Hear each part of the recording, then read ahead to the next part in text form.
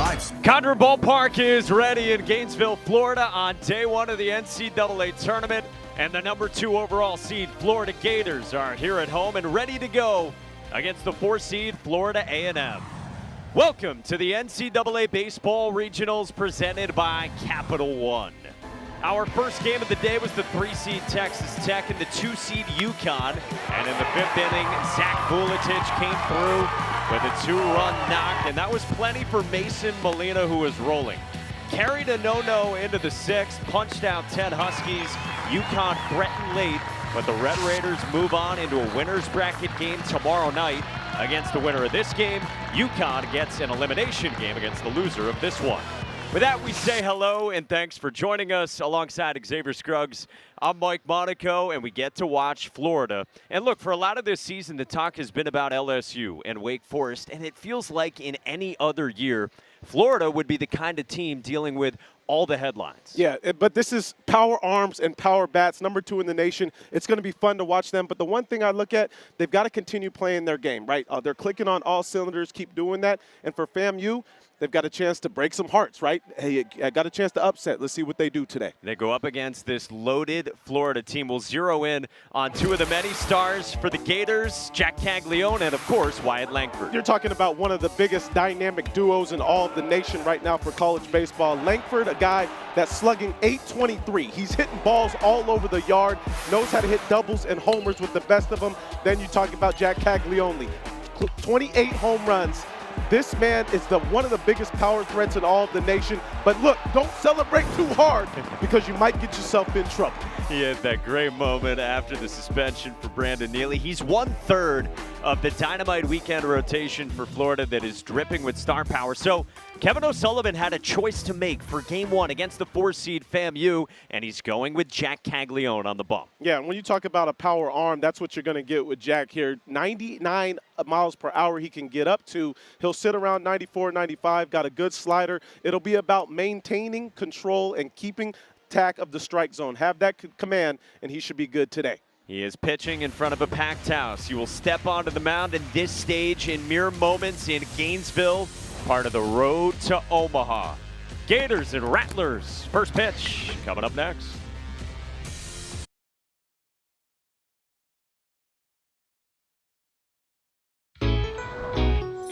I will be a travel influencer. I will be a Hey, heading on a family trip?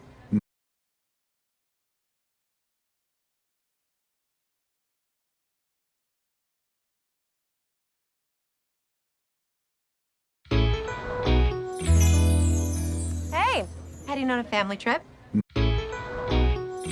I will be a travel influencer. I will be a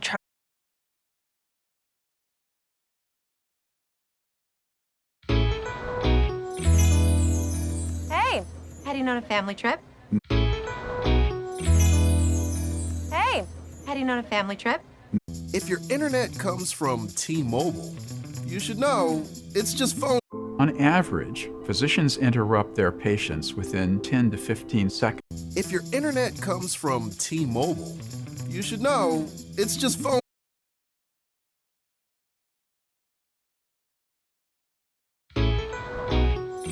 I will be a travel influencer. I will be a If your internet comes from T-Mobile, you should know it's just phone. If your internet comes from T-Mobile, you should know it's just phone. If your internet comes from T-Mobile, you should know it's just phone. Hey, heading on a family trip? Hey, heading on a family trip? Hey, heading on a family trip? If your internet comes from T-Mobile, you should know it's just phone. Hey, heading on a family trip? I will be a travel influencer. I will be a Hey, heading on a family trip? The non-breaded Popeyes Black and Chicken Sandwich is back, marinated in bold Louisiana spices. 2 Whopper Juniors for just $5, 6 options, so much to offer.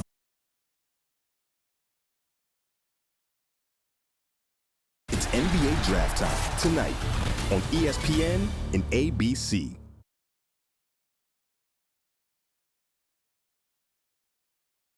Jamie Shoup is in his 10th season at the helm of Florida A&M. He told us yesterday we played with house money in the SWAC tournament to win it. And he added to us, I will never sell these kids short, including here in this tournament. And he's got a lineup that is very offensive. That has fueled Florida A&M all season as you check out the lineup for the Rattlers, including in the middle of the order, Sebastian Greco, who had 3 of his home runs in the conference tournament to get to this point, part of his program record, 17 that he hit.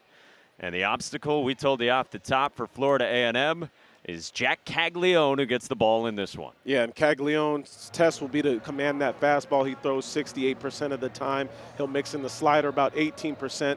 He has a changeup. He started working on a little cutter early on in the season. It seemed to give him some success, so he might mix that in as well. But you see the walks, 46 walks in 63 innings. He has to be able to stay ahead of these FAMU hitters. I love the punctuation marks you're working with on the scouting report there. You got an exclamation point for the velo and a question mark for which Cags is it. Well, that's the biggest thing, is because sometimes we know the velocity is going to be there, right? And that's important to note. But sometimes he can get a little off with the command, and we got to make sure it's the right Cags in order for them to get going today. He is on the bump at Condren Ballpark. Florida, the #2 overall seed, wanted to play the night game here on this Friday on day 1.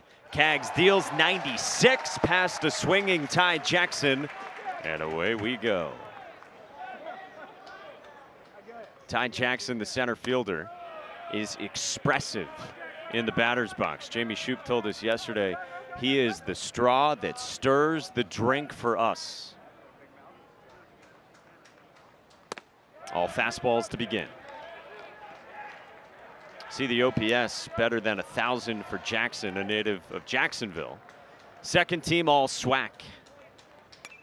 Fouls back 95. And FAMU, they're going to look to be aggressive, right? You know you're going to get a heavy dose of fastballs. The biggest thing is about picking the side of the plate or making them be in the middle, allowing yourself the best chance to get a strike. 2-2 gas, and it's 99 from Jac Caglianone.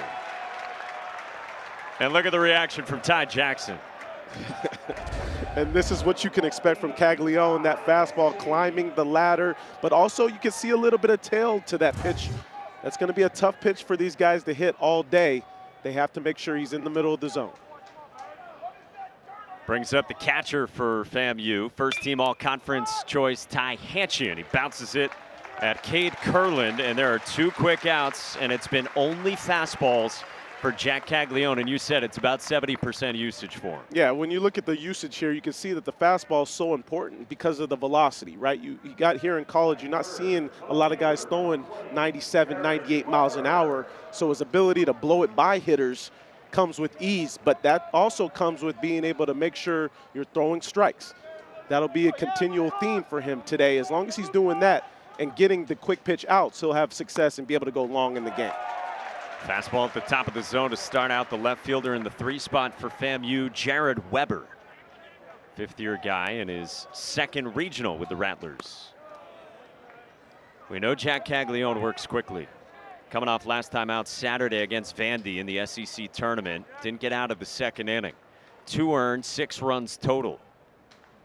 But very good in the 2 starts before that. Here in Gainesville against Vandy. And then 6 days later at Kentucky. And look at a cruise here in the 1st in the regionals. 1-2, cut on and missed. Welcome to the regionals, Jac Caglianone in Florida. Couple of 99s to get his night started. Hello. On average, physicians interrupt their patients within 10 to 15 seconds. Hey, heading on a family trip? Hey, heading on a family trip? Hey, heading on a family trip? Nick Fury's 6-episode event has arrived. This is... If your internet comes from T-Mobile, you should know it's just phone. Hey, heading on a family trip? Heading on a family trip? On average, physicians interrupt their patients within 10 to 15 seconds. Hey, heading on a family trip? All the ways to have a Whopper could unite the nation, no matter if you like Impossible or double bacon. The non-breaded Popeyes blackened chicken sandwich is back, marinated in bold Louisiana spices. Sure, McDonald's breakfast is good.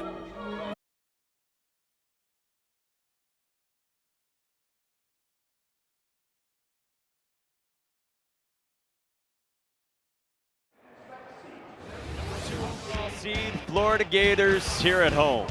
They shared the SEC regular season championship. They put up 42 wins in the regular season, second most in program history. And yeah, you might have heard, Jac Caglianone had a pretty good year with 28 home runs, part of 119 for the Gators, the third most in program history. And it's a lineup that is hit all season and has a ton of depth. And right behind Wyatt Langford is Caglianone, and you said what a duo. Yeah, you're talking about two guys that protect each other extremely well.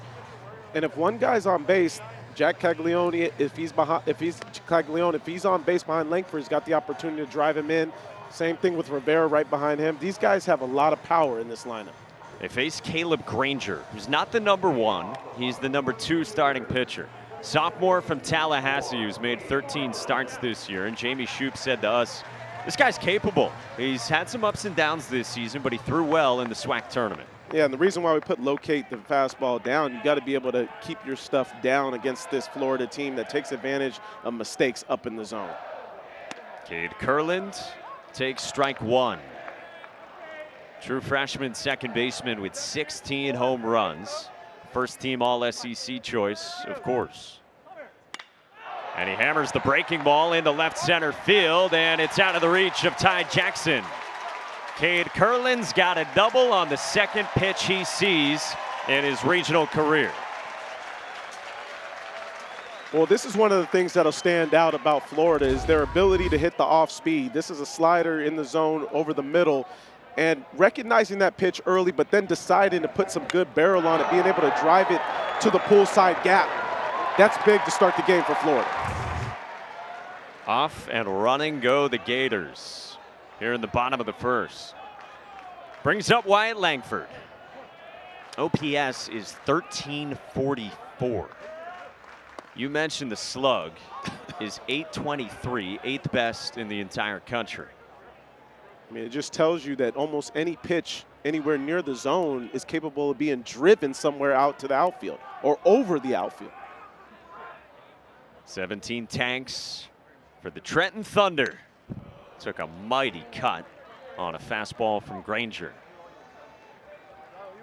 Golden Spikes Award semifinalist.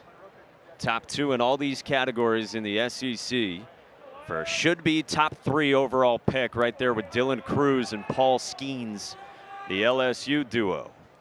0-2, down. Ty Hanchey with a nice job to block that.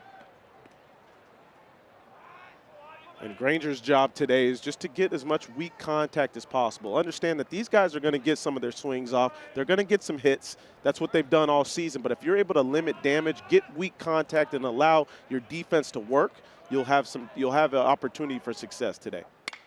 Langford hits it to center, right at Jackson. Kurland tags but won't test. One away for Granger.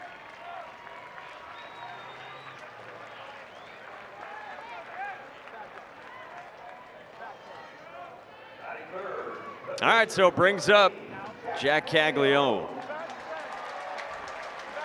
He's done so much damage this year as a hitter on the days he's been a pitcher.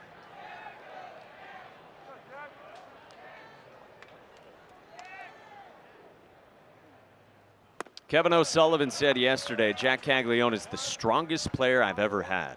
There's not an ounce of fat on him. He is strong in all the right places, and he's a different athlete altogether. Ain't that the truth? 1-0. Caglianone squibs it foul. Well, he's well put together. I got a chance to meet him. I live in Tampa, and he went to Plant High School there in Tampa. I got a chance to meet him earlier on in the year, and I looked up to him and I said, are you a grown man? This dude is well built.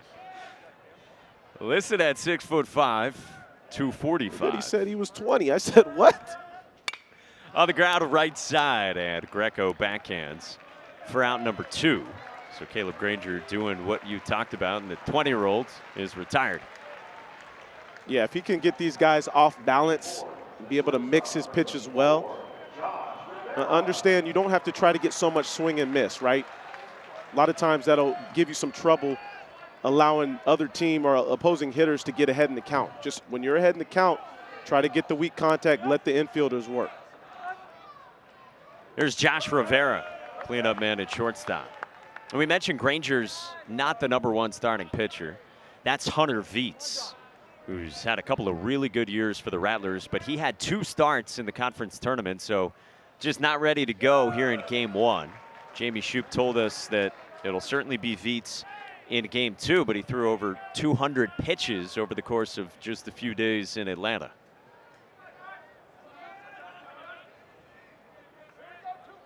So insert Granger. 2-0 to Rivera.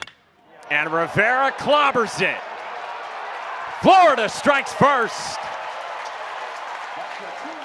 Number 16 for Josh Rivera.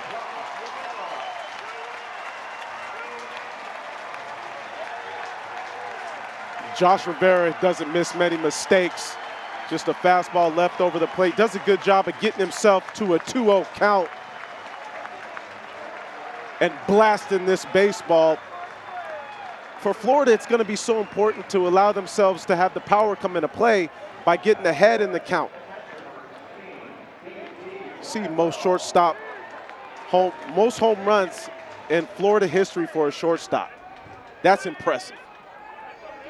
111 off Josh Rivera's bat, and a 2-run tank gives the Gators the lead here in the first.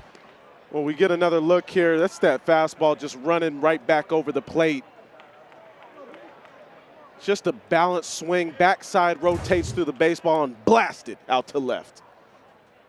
First team all-conference. D1 Baseball had Josh Rivera as a mid-season second-team All-American. He's done great work on his body, and now a 4th-year player comes through. Breaking ball up to BT Riopel, veteran catcher in the 5 spot. He had a big showing in Hoover at the SEC tournament. 3 homers in 3 games, including that 2-home-run game against Vandy last Thursday. Grand slam in the 7th. And remember, in the opener in Hoover, had the walk-off in the 11th to beat Alabama in come-from-behind fashion. And Riopel pulls this one to right. Gianmichael Bastardo's got room, and the inning is over. Josh Rivera unloads. This thing was melted. Yeah, we got to show you this again. This just runs right over the middle of the plate, and he knew it was gone immediately. He said, let's go, as that ball was bombed out to left field.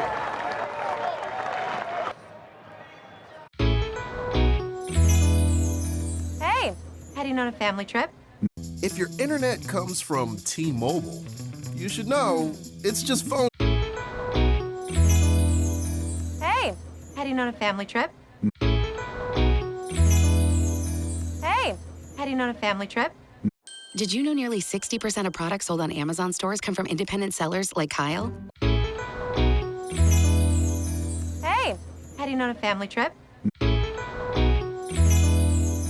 Hey, heading on a family trip? I will be a travel influencer. I will be a On your birthday in New Orleans, strangers pin you with cash. Makes no sense, but neither does the Popeyes Black. Hey, heading on a family trip? A once-in-a-generation talent. Victor Wembanyama throws it down. It's NBA draft time tonight on ESPN and ABC. One app, one tap, you're in the game. ESPN Plus, remember the name. All the ways to have a Whopper could unite the nation, no matter if you like Impossible or double bacon. The non-breaded Popeyes blackened chicken sandwich is back, marinated in bold Louisiana spices. Nick Fury's 6-episode event has arrived. This is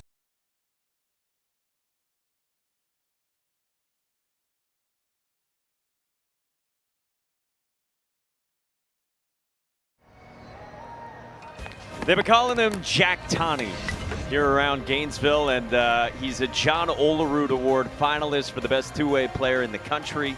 And Clemson's Caden Grice is probably the other headliner for it, for a Tigers team that is the number 4 overall seed and red-hot winners of 16 in a row entering regionals. These two are studs. Well, you think about both of their abilities to use power to their advantage on both the pitching side and the hitting side. And just to be able to separate the two and have success with both of them is what's most impressive to me. It was 10 pitches. They were all fastballs in the first inning for Jac Caglianone. 2 Ks, both on 99. Drops in 95 to start out. The FAMU right fielder and cleanup man, Gianmichael Bastardo. Swings through 96, and why go to anything else so far? Yeah, continue to use that heater until FAMU shows you otherwise. The fastball looks good. Good life coming out of the hand and late movement. Bastardo makes contact and floats it to shallow right center, and Curlin retreats on the back pedal for out number 1 in the second. Nice job of Curlin being able to get out there quickly, showing some speed. That's not an easy ball to get to all the time. Locating it, tracking it down, recording that first out. So 4 up, 4 down, and now brings up the first baseman for the Rattlers in the 5 spot, Sebastian Greco. Second team all conference for Greco. 17 home runs. We told you a program record previously held by Keith Maxwell and Sean Gilliam. Homered in 3 of his last 4 games in the SWAC tournament. Drove in 10 runs in those games. FAMU bounced back from what Jamie Shoup told us was a devastating loss to Alabama State early on in that tournament. And they came back and won it for the automatic bid. Fouled off himself, 2-2 on Greco. Boy, it was fun chatting with Jamie Shoup yesterday. 10th year at the helm, 21 years as an assistant at Florida State. And so he told us in total, he knew the number, that for him it's 26 regional teams he's been a part of. And so he told us, look, this is all about the kids because I'm at the back end of my career. 2-2. Greco rolls it past the mound, up the middle, past Rivera into center. 2-strike single for Sebastian Greco and the first base runner for FAMU against Caglianone. Yeah, Mike, I really love that approach there by Greco. Just not trying to do a whole lot, right? Not trying to muscle. A guy that has some pop, right? 17 home runs, but still staying short through the middle of the field and not trying to overswing in that case, especially with 2 strikes. So Greco's on in front of Joseph Perini, who is wearing number 26 today. We got late word of that. Important in the housekeeping department to know who's in what sweater. Yep. Don't want to forget your jersey. The All Blacks are sharp for FAMU. Perini pulls this one off the end of the bat to left, and Wyatt Langford 2 down. You know, All Blacks almost have a little bit of that Oriole City Connect look to them. I like that. Yeah. Anyone could use Adley Rutschman. I don't know if that's part of the deal. Might be young enough. Yeah. All right, it brings up Will Brown, second baseman in the 7 spot, sophomore from Tallahassee. Gets hit by a ton of pitches. OBP better than 400, hovers right on top of the plate. Jamie Shoup told us he's one of the best outfielders we got, but he's also an elite second baseman. They made that change during the SWAC tournament. Brown helped him turn 7 double plays in 3 games. Big part of what they did. Coming to win that tournament in Atlanta on the campus of Georgia Tech. 1-1. That's down to Brown.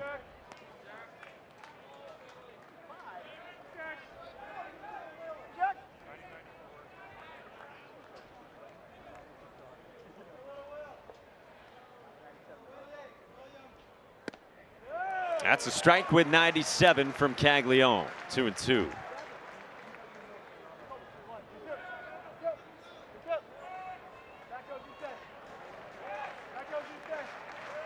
The lefty's 2-2. In the air, center field, and Michael Robertson ends the inning. Couple of zeros out of the gates for Jac Caglianone and Florida here in its first game of the regional. Hey, heading on a family trip?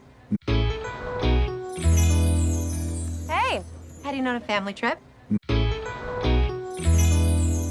Hey, heading on a family trip? Hey, heading on a family trip? Hey, heading on a family trip? Hey, heading on a family trip? Hey, heading on a family trip? Hey, heading on a family trip? Hey, heading on a family trip? Hey, heading on a family trip? A once-in-a-generation talent. Victor Wembanyama throws it down. It's NBA draft time tonight on ESPN and ABC. It's that walkout hype. It's the 2 Whopper Juniors for just $5. 6 options, so much to offer. All the ways to have a Whopper could unite the nation, no matter if you like impossible or double bacon. Unlock the mystery of the greatest adventure ever. Turn left, turn left.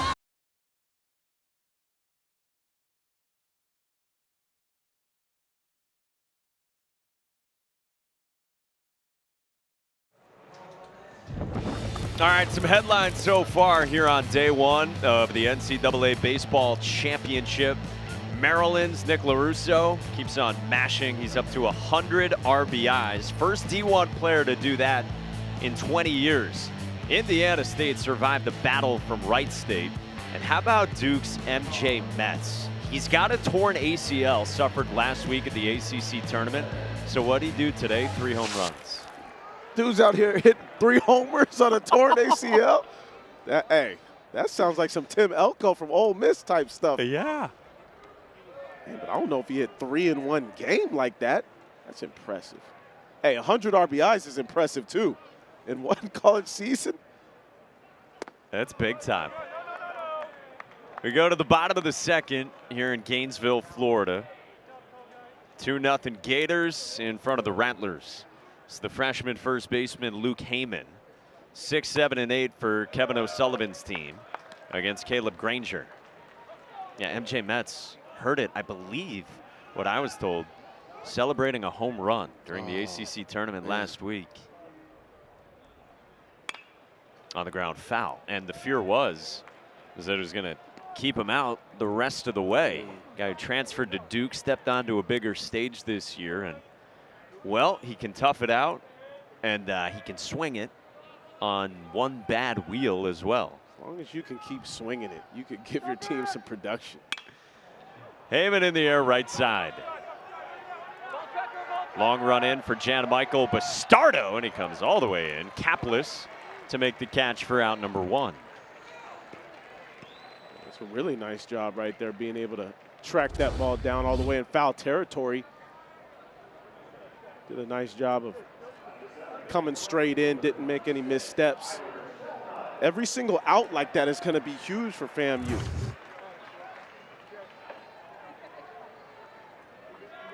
A team that is 29 and 28 overall. Granger's got one down here in the second. And this is Tyler Shelnut, the right fielder for Florida. Native of Lake City, 50 minutes northwest of here, and of course, a huge Florida fan growing up. We chatted with him this week, and he said it is super exciting to be in regionals for the first time for him. He said, I've seen the Gators play in this more times than I can count. And he told us, I always imagined playing in this environment, so I'm going to try to treat it like any other game. But yeah, of course, it's really special to me. Yeah, there's definitely going to be some type of emotions out there. But that's the cool part, right, is being able to envision yourself doing something, then ultimately chasing that dream and being able to accomplish it. It's got to be special for him to be in these shoes right now. 3-1 to him. In the air, center field, and Ty Jackson's there. A smile like always for out number 2. Well, it's such a decorated postseason history for the Gators. 12 trips to the College World Series. The last time was in 2018, and of course, that's the last time Kevin O'Sullivan's bunch has been to Supers as well, a year after the national championship. Here's Dale Thomas, gets the start at third base. Redshirt junior making his 14th start of the season, the transfer from Coastal Carolina. Question was, would it be Thomas or Colby Halter at third?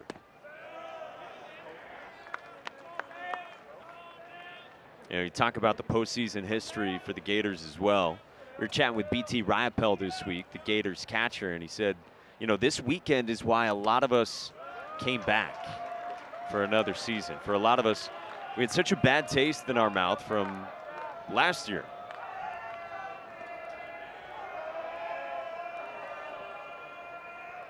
That's a strike on a 3-0. Well, you just think about how much recent success that they've had and, you know, success throughout the history of them playing. There's almost an expectation that comes along with that. And we understand their expectations are much higher than, you know, winning a regional and a super regional. They're trying to get to some places where not a lot of people get to.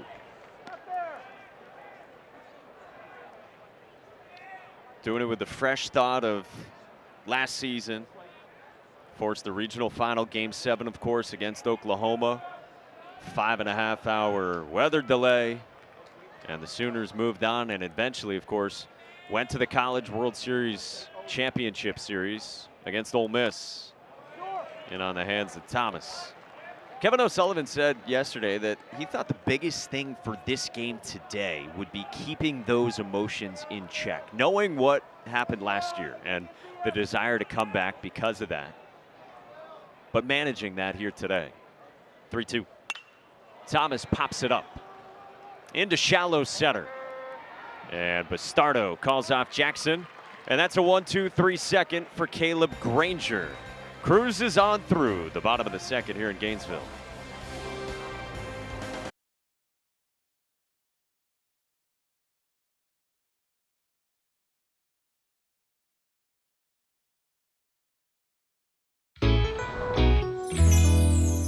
Hey, heading on a family trip? I will be a travel influencer. I will be a Hey, heading on a family trip? Hey, heading on a family trip? Hey, heading on a family trip? Whopper, Whopper, build your Whopper. Barbecue, bacon, more cheese, no shock. Hey, heading on a family trip? Hey, heading on a family trip? Hey, heading on a family trip? It's NBA Draft Time tonight on ESPN and ABC. It's that walkout hype. It's The non-breaded Popeyes blackened chicken sandwich is back, marinated in bold Louisiana spices. We're at war right now. This is a ticking time bomb. Whopper, Whopper, build your Whopper. Barbecue, bacon, more cheese, no shock. The London Series and Sunday Night Baseball on ESPN.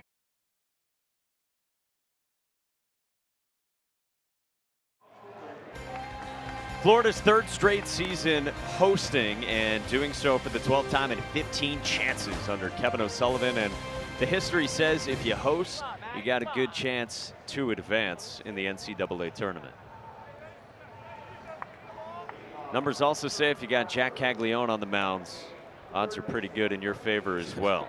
Gators have a 2-0 lead as we go to the third here at Condren Ballpark. 8-9-1 for Florida A&M, starting with their third baseman, Adam Hader-Moda. And he goes first pitch swinging to left at Wyatt Langford. for out number 1. So 7 outs on 26 pitches for Jac Caglianone after he went an inning and 2/3 in Hoover. And Caglianone said yesterday, I definitely take away more from the 2 outings before that, those 2 good ones at the end of the regular season, more so than I do that SEC tournament start. Which makes a lot of sense, right? You want to take more from the ones you had some success, more success with, and being able to learn from the mistakes and some of the things that you want to turn weaknesses into strengths. Facing Jalen Niles, the 9-man and shortstop, who's come on recently for the Rattlers.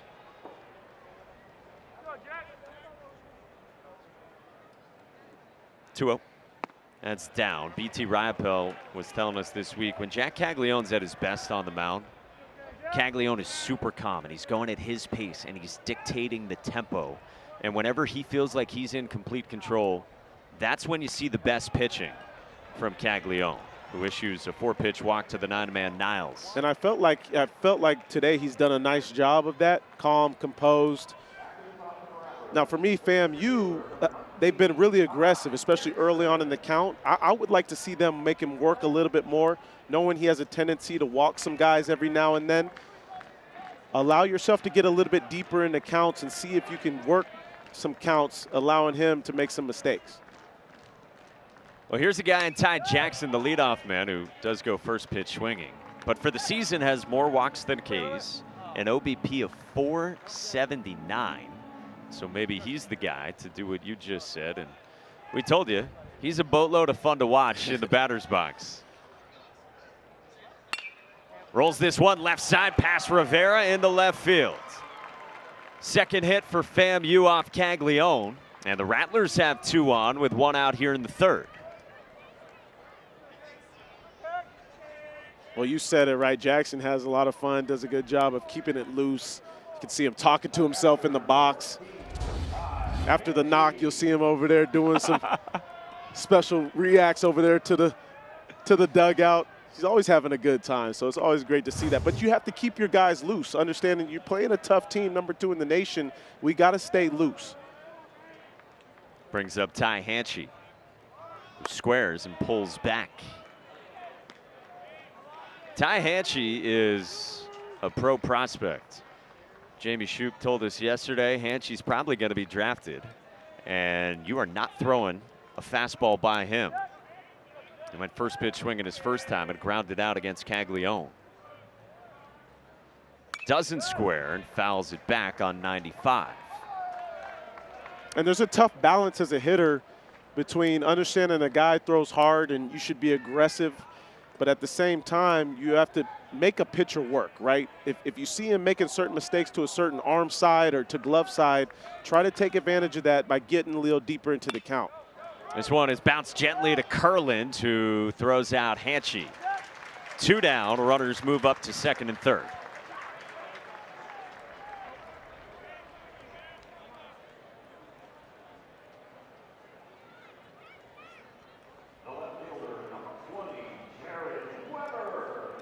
So with 2 down, it goes to the 3 spot in the FAMU lineup for Jared Weber. Struck out swinging on 99 his first time. 10 home runs this year and an OPS of 950. Homers in each of the last 2 games of the SWAC tournament. Up high with a breaking ball.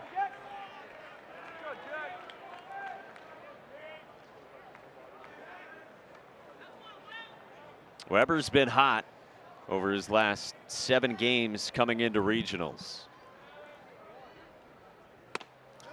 And when you've been hot as a hitter, you can kind of pick one spot in one location or one pitch and try to sell out on that one, especially if you're heading the count 2-0. This is a situation where if he's looking fastball in, I can try to get the head out. If I'm early, I'm early. The worst that happens, a foul ball. He does hunt it, but he still can't catch up to 96. And it's gas, right? It's gonna be coming. That's the tough thing. So you have to try to balance getting the barrel out, but not being too wild with your swing. Trying to continue to stay smooth. Just use the hands. So how early do you have to start your swing? You got to be early, right? You got to look at normal guys that you face that normally around 92, 93. you have to understand I got to be ready earlier than I think I need to be ready because I'm not normally used to facing 97, 98. 2 on, 2 out, 2-2. Weber strikes out. Caglianone's not even pleased with that. Shaking his head. 97 works, Jack.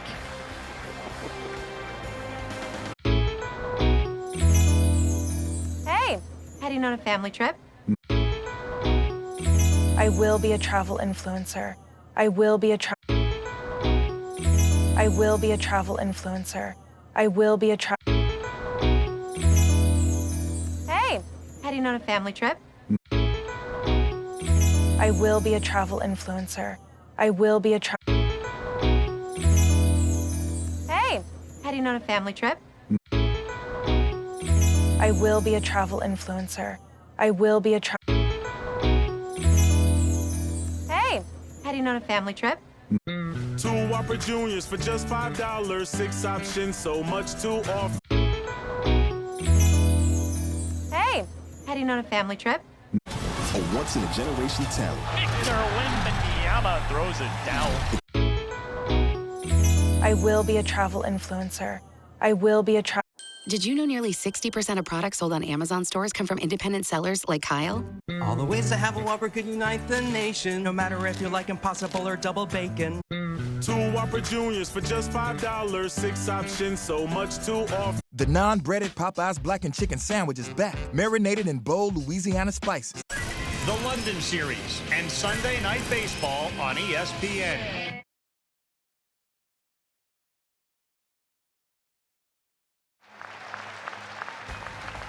Welcome back to the NCAA Baseball Regionals presented by Capital One.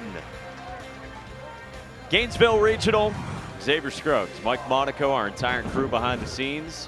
Texas Tech got a 1-run win over UConn earlier today and a good one over on ESPNU.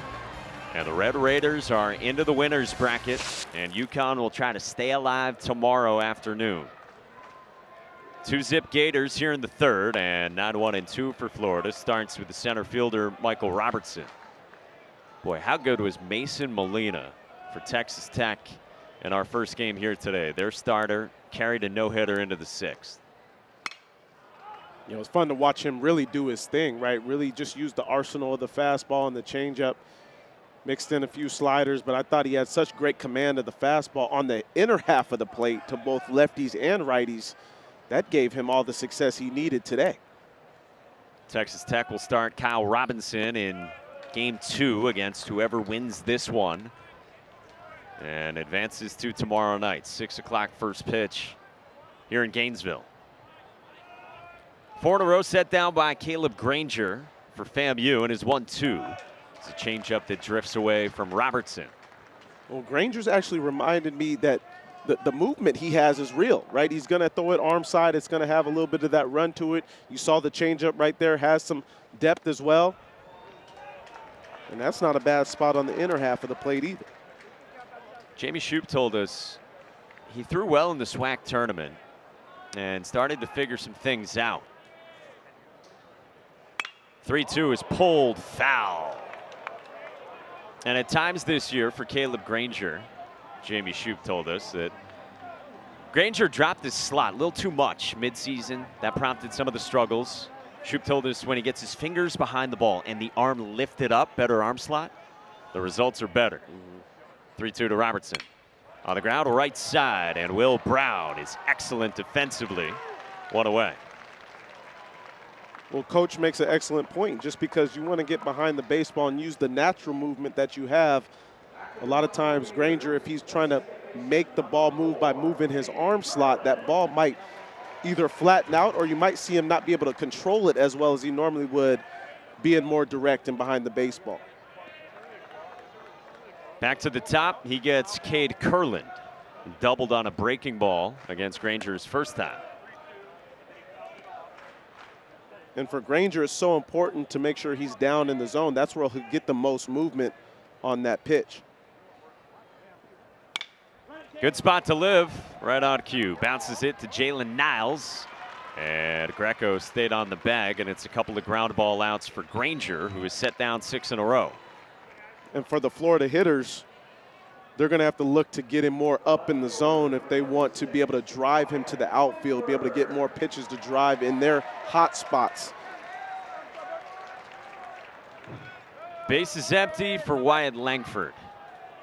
It's the way Caleb Granger wants to face the Trenton Thunder. Flew to center his first time and takes a slider down and away.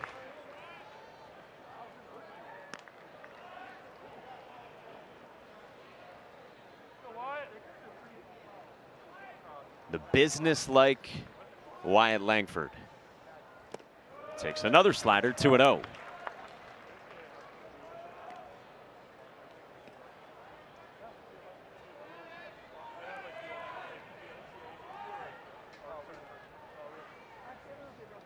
Granger deals.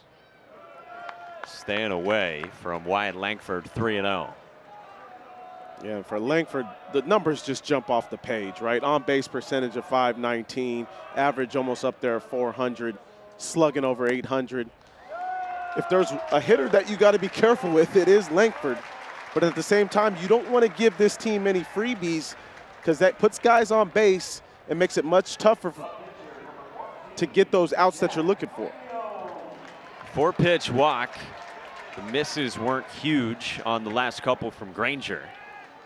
And so Langford aboard for Jac Caglianone. Grounded out to Greco at first. His first time. That is toward the seats and onto the berm, where you can hardly see the grass. Absolutely packed here in Gainesville.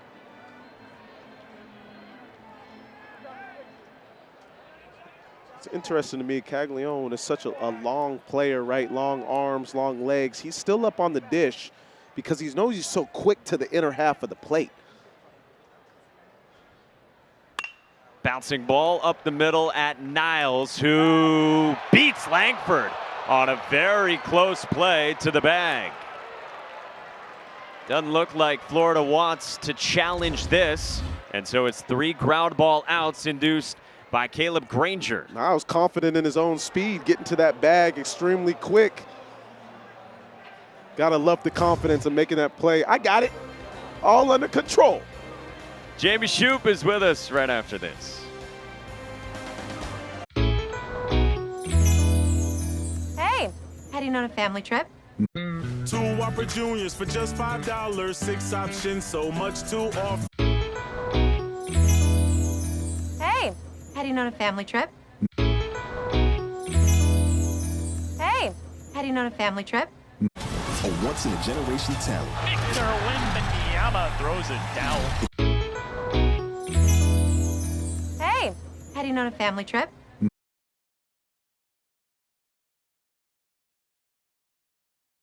Staying in doesn't mean you can't go all out. More wings, more flavor, more. 2 Whopper Juniors for just $5. 6 options, so much to offer. Unlock the mystery of the greatest adventure ever. Turn left, turn left.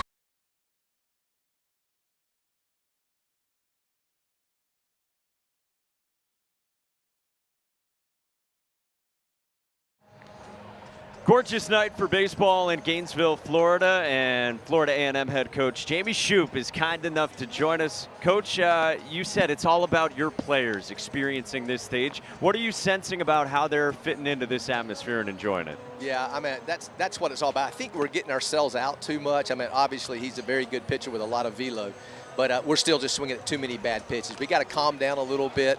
You know, the environment, which is probably common for down here, but not too common for where we come from in terms of the fan support here, is outstanding. So that cast plays into it a little bit. We made 2 bad pitches in the first inning. These guys can be pitched to. I studied film a long time last night, and I realized these guys can be pitched to. You know, you see the numbers, the 6 home guys with double-digit home runs, and but you just got to make pitches. If you make pitches, we'll be okay. If you swing at strikes, we'll be okay. We can hit a little bit, but you just got to get good pitches to hit against a good pitcher and against a good team. Yeah, Coach, I was going to ask you, what do you like about what you've seen from Granger so far? It looks like he's got some movement there using that two-seam running on the inner half of the plate. Yeah, and I told him when he came in, he was talking about the two pitches. I said, nobody says it's going to be easy.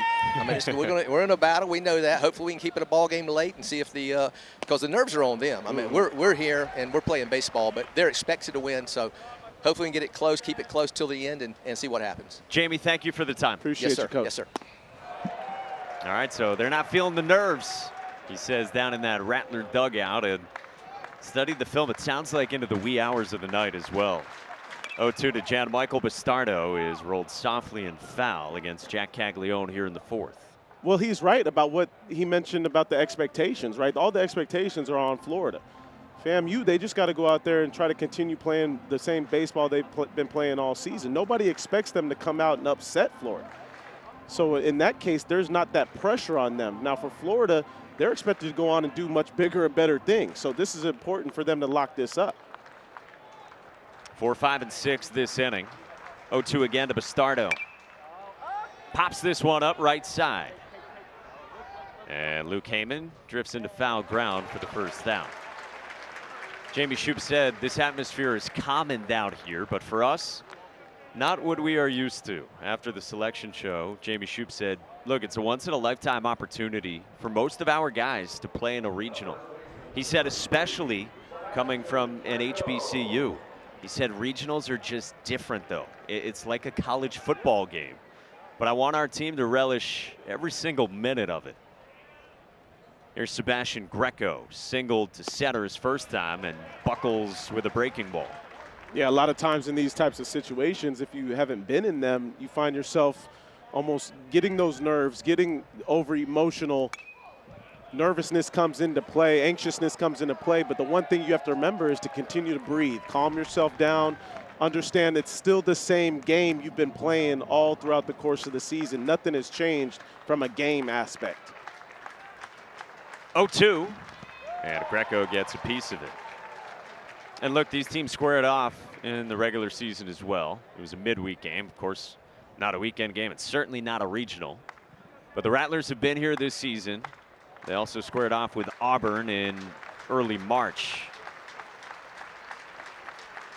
0-2 again to Greco. Wide.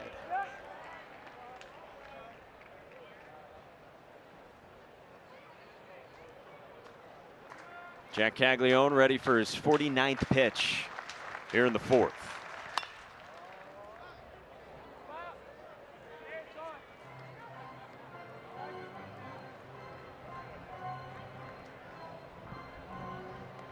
Second time through, we're seeing some more secondaries from Caglianone. 1-2. 99 up the ladder. Yeah, it's important to mix in some of that secondary along with continuing to command that fastball. 2-2. On the ground, foul. He's done such a good job today, not only getting the swing and miss, but also getting a lot of that weak contact. Showed some frustration a little bit last inning just because, you know, he probably felt like he beat himself up in that situation, but still got out of the inning perfectly fine. Yeah, he missed a spot like that to the glove side. Again, right here with 97. So this time it runs the count full. And this will be the 9th pitch of the plate appearance from Caglianone to Greco. 3-2. And Greco works the walk. He's on for the second time in as many trips and a one-out base runner. Hey, NCAA regional coverage for all 16 sites continues tomorrow on ESPN Plus and the ESPN app. For more info, visit ncaa.com, the home for all 90 NCAA championships. Brings up Joseph Perini. Flew out to left his first time.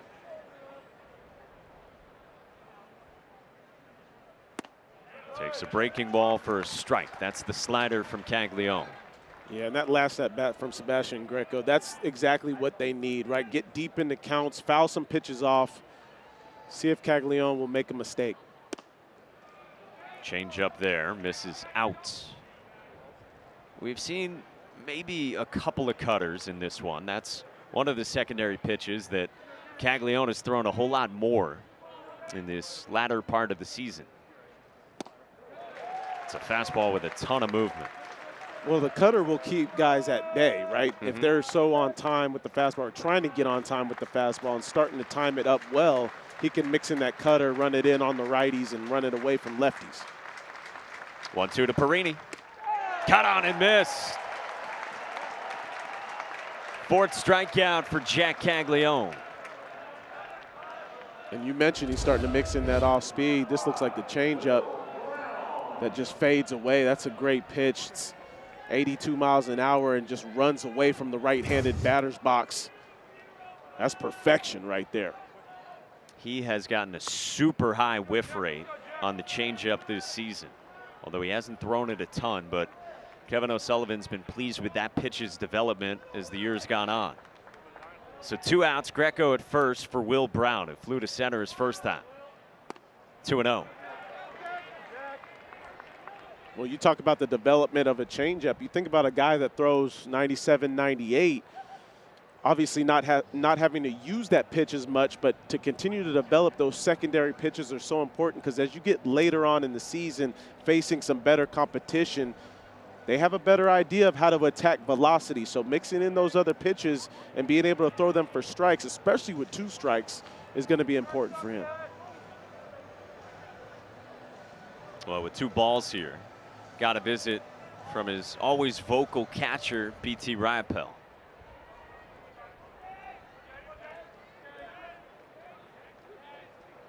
Comes back with 95, knee high for a strike.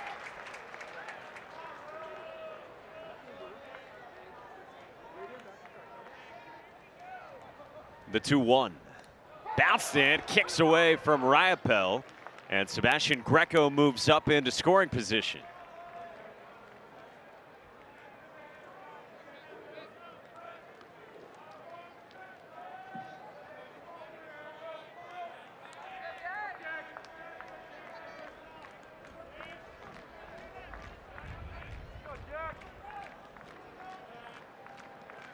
So the wild pitch has Greco at second, and 3-1 the count for Brown. Caglianone delivers, and Brown swings through the fastball, full count.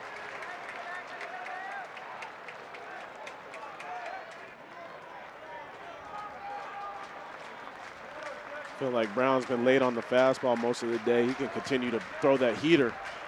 3-2. Just south of the knees at 96. Caglianone did stick with number 1, but it's his second walk of the inning, and it puts 2 on for Adam Hader-Mota. And that's a really good take right there by Brown, being able to see that all the way in, see that down. A lot of times, as you see O'Sullivan not too happy over there, a lot of times fastball down, especially with the guy that has good run on it, that might be a pitch you're looking to attack, but was able to see it all the way down for a ball. Great at bat. Hader-Mota can't hold off on a first pitch changeup to start. And you see their FAMUs have success when they get deeper into the count. If they're able to see a pitch or two and not be overly aggressive early on, they can have some success and work some walks. Why is it, do you feel like, that later in counts? Is it because it just puts the onus on the pitcher much more for fastball command? Especially for Caglianone, just because we've seen him have, some trouble every now and then with the walk category. You allow a guy to work a little bit harder deeper into the count. Another good changeup, and it's 1-2. Certainly seems like he's got the feel for that pitch here his second time through, specifically in the 4th. Absolutely, and it has great depth to it. It has good horizontal movement to it. He can almost start it at the right-handed batter, and that will fade back over the plate and even down and away. 1-2. Fastball at 98. Kevin O'Sullivan is with us. Look at that. The headset is hand-delivered. He'll be ready when we come back.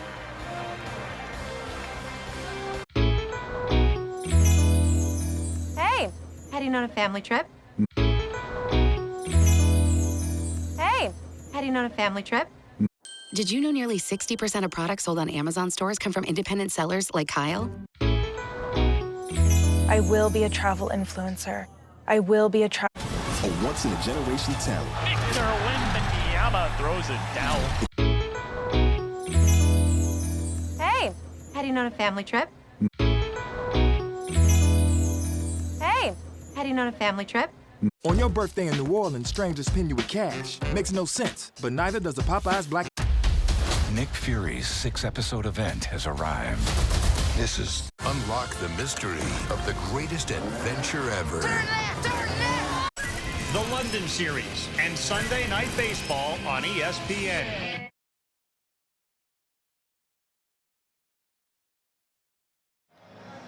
Two-zip Florida in the fourth, and Kevin O'Sullivan is with us. Coach, what have you thought of Jac Caglianone so far? He's pitched himself out of a couple of jams there, but he's throwing the ball really good. This is what we've seen 2 out of the last 3 starts. He's been throwing the ball really good. Coach, what would you like to see a little bit more from the hitters at the plate? Anything you want to see change as far as approach-wise, what they're doing now, attacking at the plate?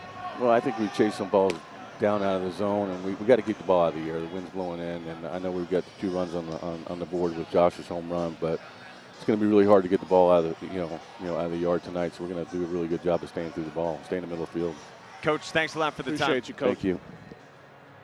You ever seen a headset show up that quickly for an interview? Well, that's what happens when you. This was Jac Caglianone when he got back in the dugout. Well, it's just a little frustration because he knows if there's been any traffic on base, it's because he's gotten himself into a little bit of trouble just not commanding the pitches he wants to. Not necessarily hard hits or anything that's hurting him. He's had 67 pitches through 4. On a windy one, as Sully mentioned, Josh Rivera has supplied the offense. 2-run home run in the first. That normally when a ball goes off the bat at 111 miles an hour, it goes 400 feet. But it didn't, because it had to cut through this breeze here at Condren Ballpark. Rivera floats a 1-2 behind first, and Greco reaches out for out number 1. And this is what Coach O'Sullivan talking about, just chasing some pitches here and there. Want to try to get some more balls on the inner half of the plate, something you can drive. He talked about not trying to get it into the wind because it's blowing back in. So in that case, as a hitter, you're thinking low line drives. Whatever I can do for a low line drive, get me some backspin on the baseball. Brings up BT Riopel. As he said this week, I'm 23 going on 24. I've caught almost every game this year, so it doesn't matter what my body feels like. My body can feel good next year when I'm sitting behind a desk. So he's done with baseball after this year. He's got his job lined up in finance here in the state of Florida. Whenever this run is over for the Gators. Pops another one up into the windy air. And Niles, 2 down. You got to give Granger credit, being able to keep these guys off balance. You're seeing some off-balance swings as of late.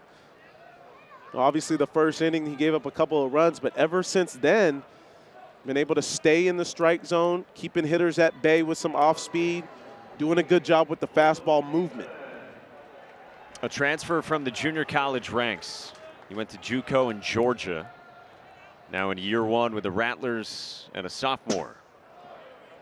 Misses outside the zone there to Luke Heyman. Flew out to right his first time, batting here with 2 outs in the 4th.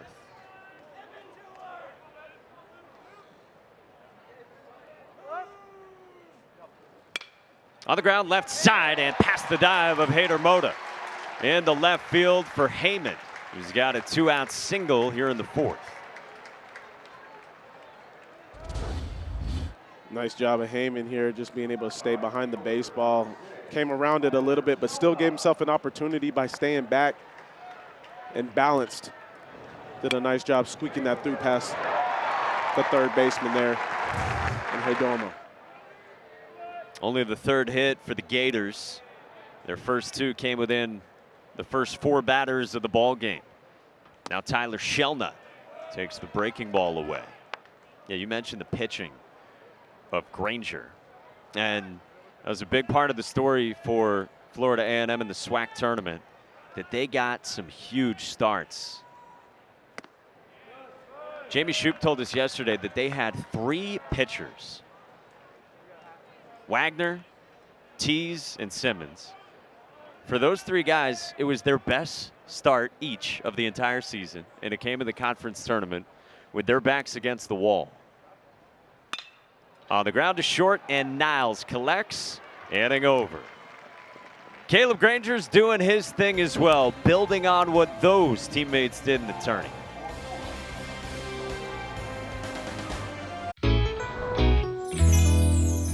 Hey, heading on a family trip?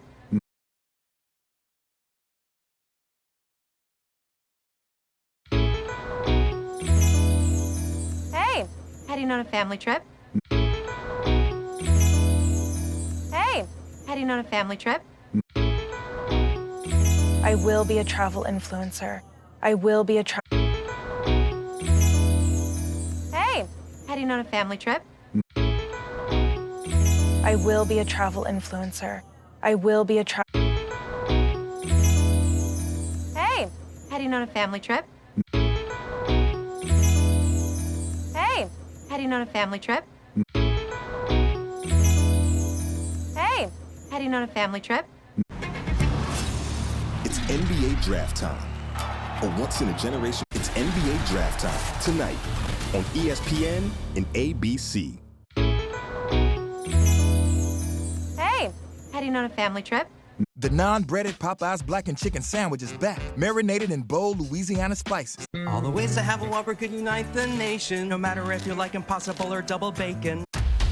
Nick Fury's 6-episode event has arrived. This is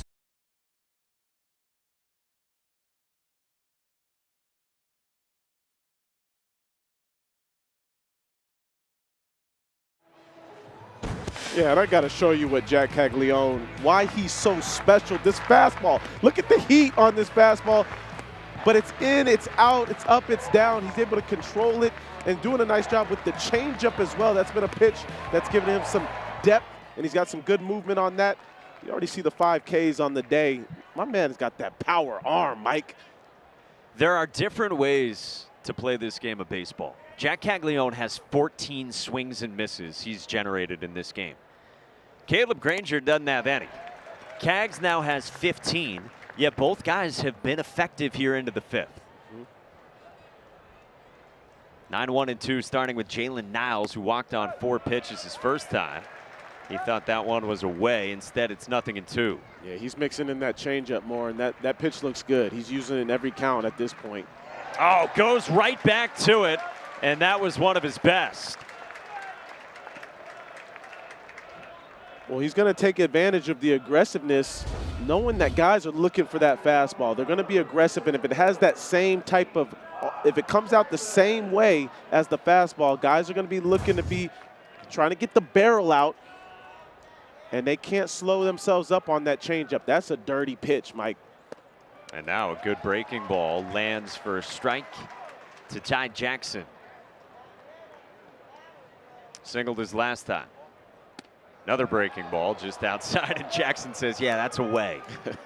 We told you, Jamie Shoup told us, Ty Jackson has never had a bad day in his life.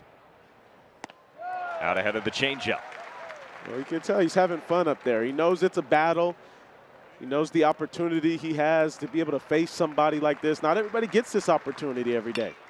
On the ground, left side, and in the hole, Rivera sticks it in his pocket.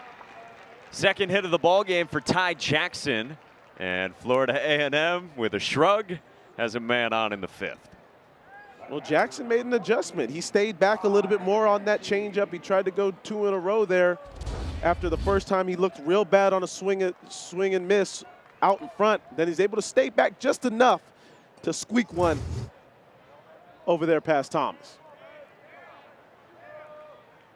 I know we've talked about this at length, the personality that Ty Jackson is, but seeing it in person is even more fun.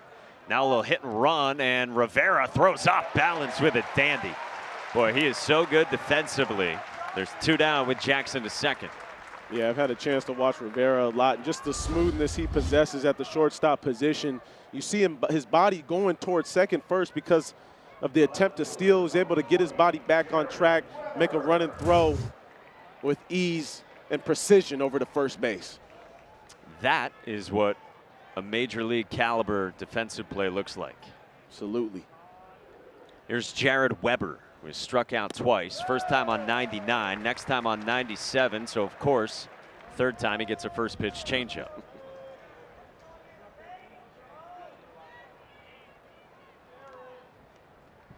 A 1.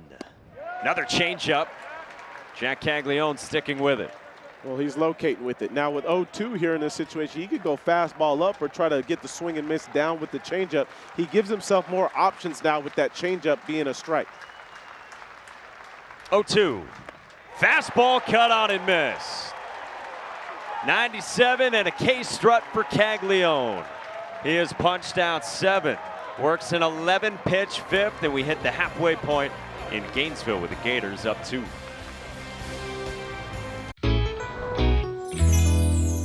Hey, heading on a family trip?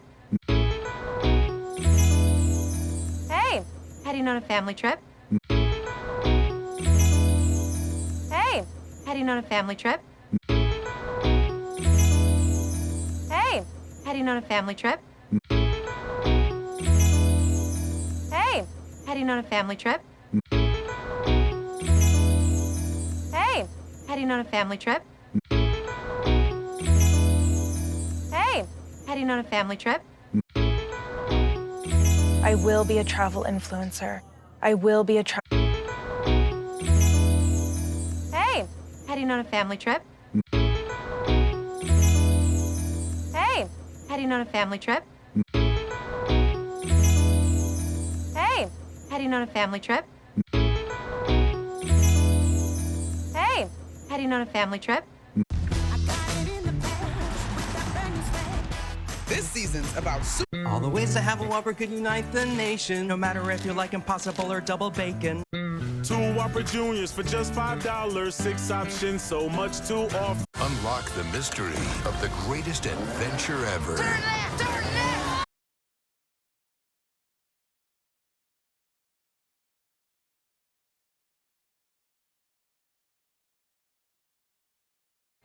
ESPN is the home for the NCAA College Baseball Regionals, and for around-the-clock multi-game coverage, scan the QR code in the bottom left of your screen, and ESPN Plus subscribers can access expanded coverage with Squeeze Play. Great crowd on hand here in Gainesville. By the way, right now on Squeeze Play, they've got a live look in Tuscaloosa. Troy and Boston College trying to brave out the weather. Right now they're in the 4th inning of that game. This is bouncing ball left side, and Jalen Niles throws on the run and throws out Dale Thomas for the first out here in the home half of the 5th. It's a nice play over there by Niles, being able to range to his right, keep himself under control. We get another look here. This ball's pretty deep in the hole over here. He's on the run with a strong throw over to first base. The athleticism of Niles is one thing that stood out to me watching a lot of his games. Redshirt sophomore from Tampa, who's now a second-year starter. Jamie Shoup told us yesterday, Niles is very good defensively at shortstop. This is Michael Robertson. He can flat out fly. He can go get it in center. Trying to get cooking with the bat. Right now, mired in 0 for 28. But this guy is as talented as they come. Takes down 3-0. I've been in some of those slumps too, and it can be tough at times because you don't want to be overly aggressive because you're trying to get a hit. But now it's just about having the plate discipline. Get yourself on base, continue to see the ball deep. Don't feel like you have to pull and try to use the whole field. Those are some tough slumps. He worked the count full in the 3rd and has worked another 3-ball count here. So just to your point, that's what you got to do to start to crawl out of it. And Robertson gets aboard where that speed, 70 grade speed, is always a factor. Yeah, and that's the one thing is he can put some pressure on the defense with his legs. Not even talking about just the stolen base. If you get a ball that's in the gap, he's liable to score every time from first base. Also being able to go first to third on a normal base hit, that's type of speed that can change the game. Back to the top, third time through now for Granger. Faces Cade Kurland. Doubled and scored in the first.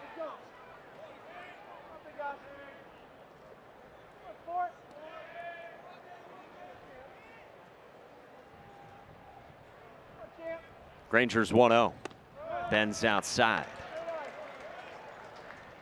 Kevin O'Sullivan has said, really from Jump Street with Cade Kurland, that Kurland slows the game down as good as any freshman Sully's had. Jamie Shoup comes out. He handles the visits and the changes. And we get some joggers who head out to the Florida A&M bullpen.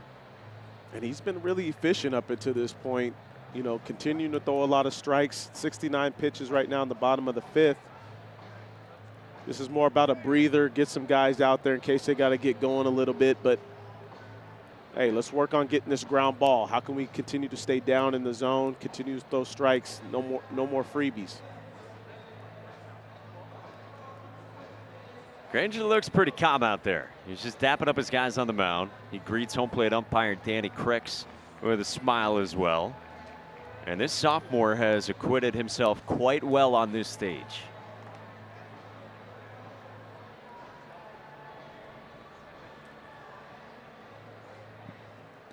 He's got the youthful look about him as well.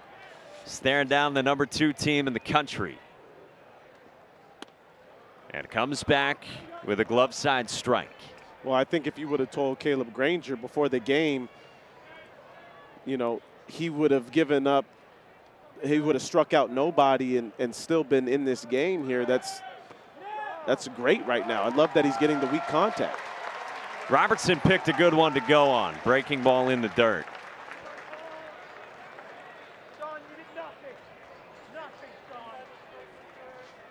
Ninth bag of the season for the redshirt freshman from Venice, Michael Robertson.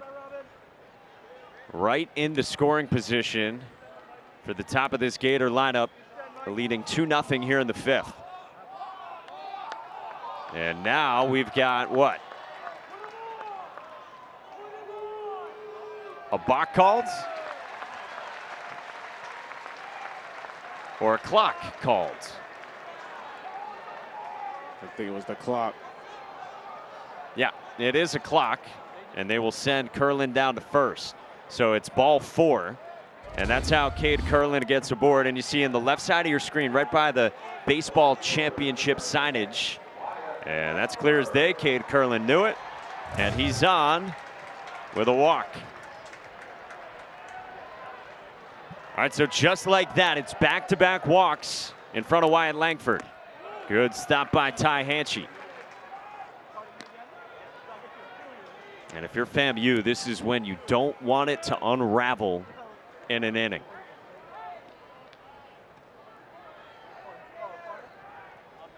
Langford to fly out to center and a 4-pitch walk in the third. Got a hanging breaking ball. He was all over that right there. He stayed back on it. Was sitting on that pitch. Knows going to get a heavy dose of off speed, especially with runners in scoring position. He's done a great job. We've talked about it. Runners in scoring position, hits 343.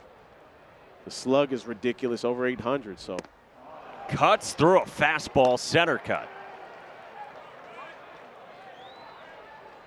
He was looking to go to the moon with that pitch right there. And on pitch number 75, that's the first swing and miss generated from Caleb Granger. 1-2. Langford pulls it past hitter Moda into left. Robertson gets the stop sign, and they are loaded for Jac Caglianone here in the fifth.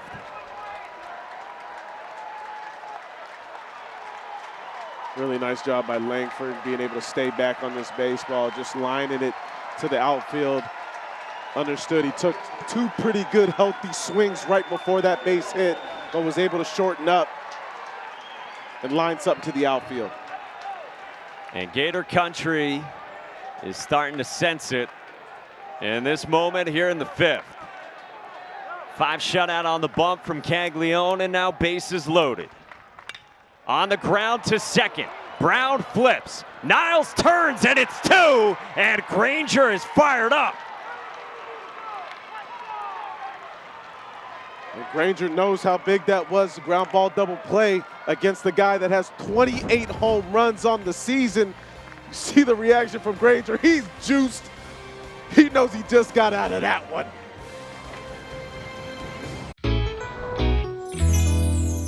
Hey, heading on a family trip?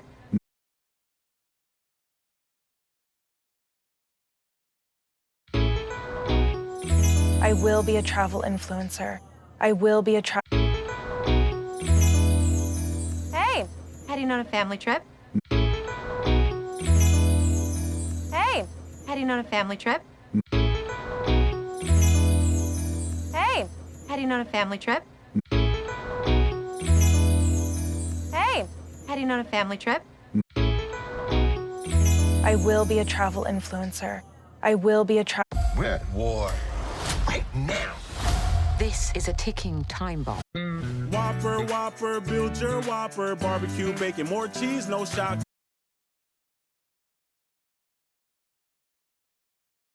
It's NBA Draft Time tonight on ESPN and ABC. Hey, heading on a family trip?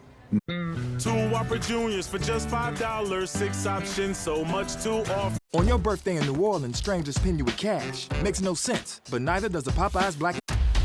Nick Fury's 6-episode event has arrived. This is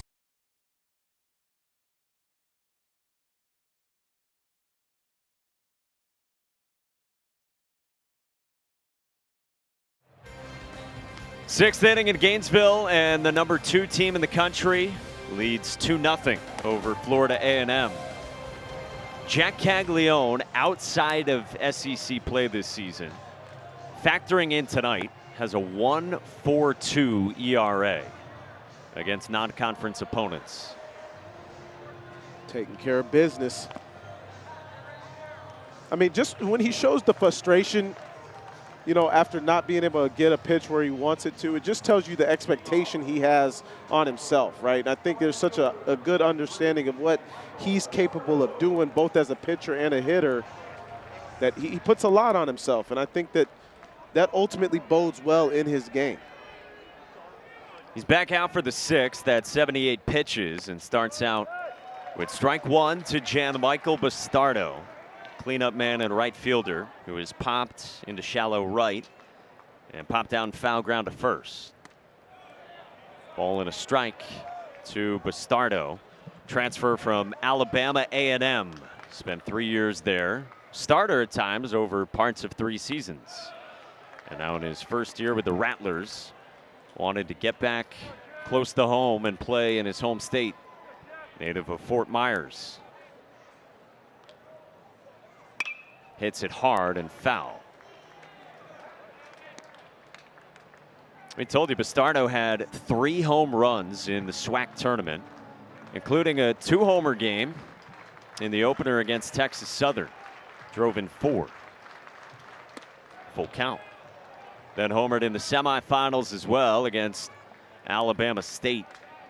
So he's got 4 jacks his last 7 games overall. 3-2, and Bastardo spoils it. It's a home run hitting team for the Rattlers.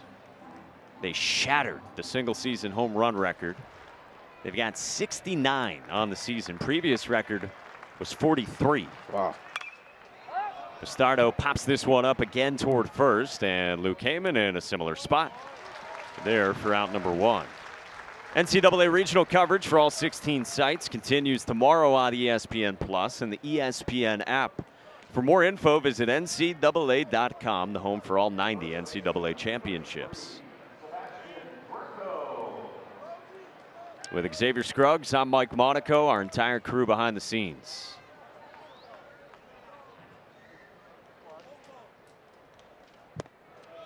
Strike one with a breaking ball dropped into Sebastian Greco. He's been aboard both times against Caglianone. Singled up the middle in the second and then ran the count full and walked on 9 pitches in the fourth. Fouled away, 1-2.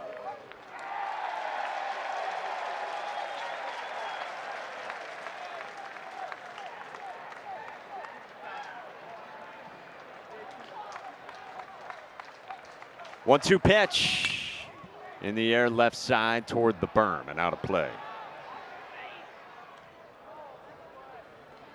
This place is awesome.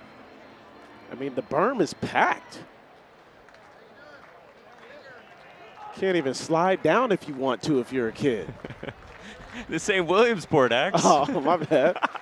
Thought this was Williamsport for a second. We've done that. We have done that multiple times.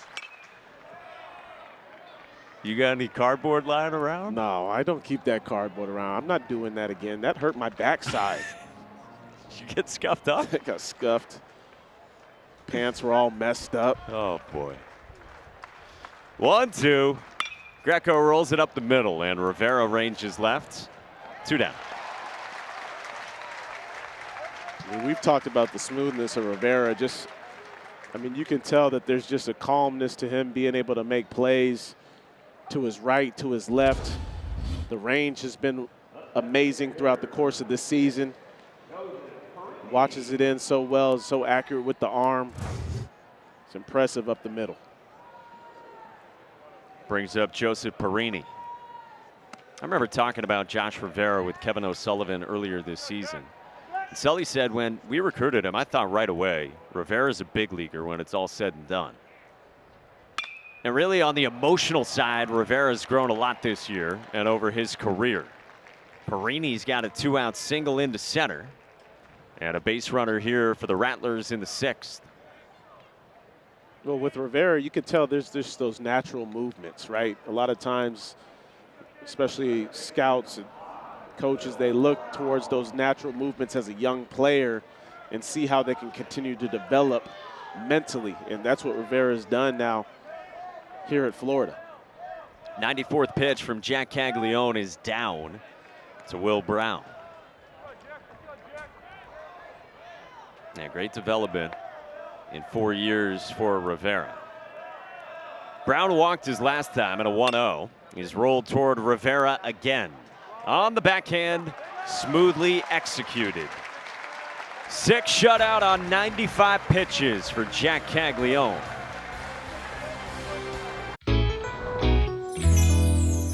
Hey, heading on a family trip?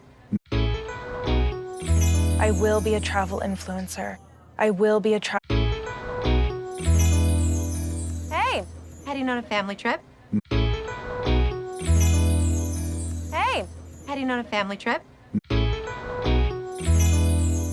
Hey, heading on a family trip? I will be a travel influencer.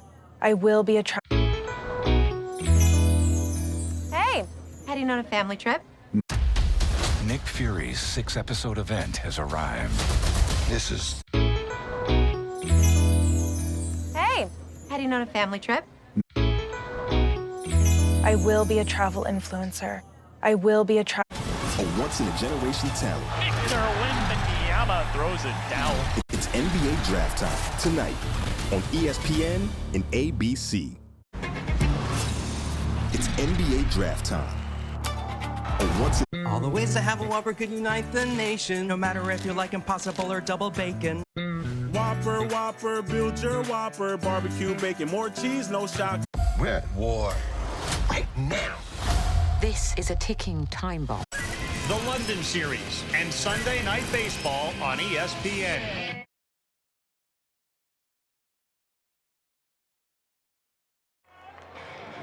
Granger came in. 5th inning, this was a big situation. Caglianone, bases loaded, is able to get him to roll over something for the big double play there. He's done a nice job through 5. And you see the reaction, you knew how big it was.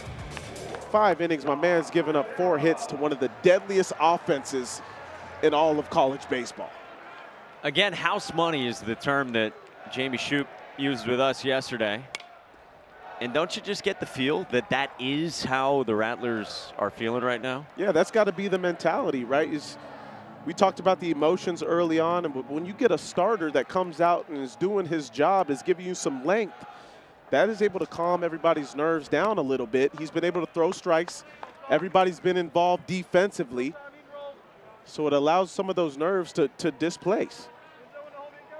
It's the third time through the lineup, 4, 5, and 6. Josh Rivera, who had the 2-run shot in the first. 2-1 the count from Granger.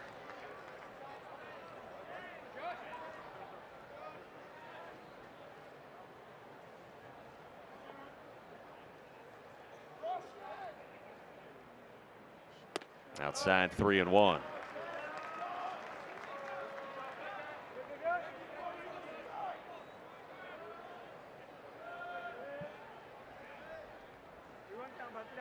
Three one on the way. Just low. Great take from Josh Rivera. And he's on for the second time. And it's a leadoff walk against Caleb Granger.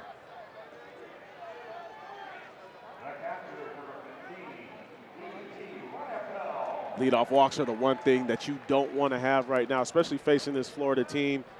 Granger's done a nice job of getting ground balls. He's got 7 ground ball outs, 7 fly outs. He's got to look to use the bottom of the zone, continue to get Florida hit something on the ground, get the double play. Fastball with a ton of sinking action to it, as you said to Jamie Shoup earlier. To start out, BT Riopel. Fly out to right, pop to short for the Gators catcher. We talked about house money and all that with FAMU. They had to bounce back and come out of the losers bracket at one point in that SWAC tournament after a loss to Alabama State that Jamie Shoup said was devastating. Back pick on Rivera, didn't get him. And Jamie Shoup told us that things went pretty bad during the game and after the game. There was finger pointing, there were guys throwing stuff, and he said that was not who we were all year. It's a really high character group. He was gushing about their team GPA, but they had to search inward a bit during that to even get here. And they have. And the message was, what defines you is not how good you are in the good times. That when things are bad, it's about maintaining that same atmosphere. And Jamie Shoup and his group getting here again. All 3 trips with Jamie Shoup at the helm of the Rattlers program. I think that's the message, not only as a ball player, but for these guys that will go on after college and whatever profession they have, whatever walk of life, is to continue to understand I got to push through in those tough times. And that a lot of times will define you, not only in the moment, but how you continue on.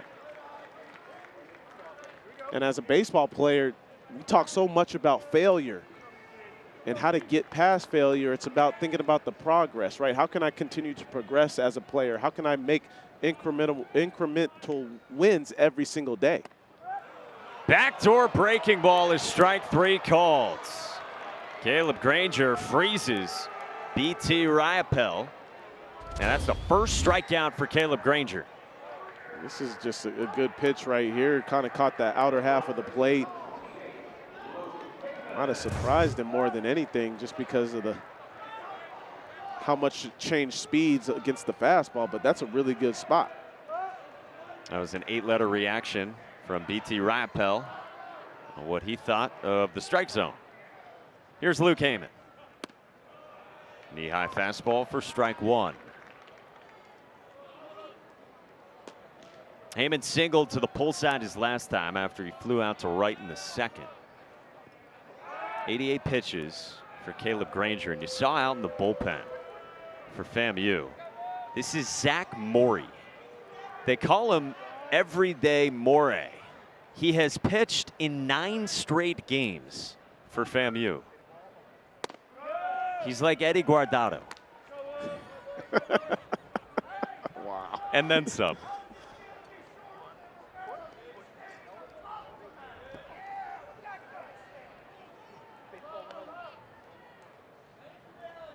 The 1-1, runner goes, and it's bounced foul by Heyman with Rivera on the move.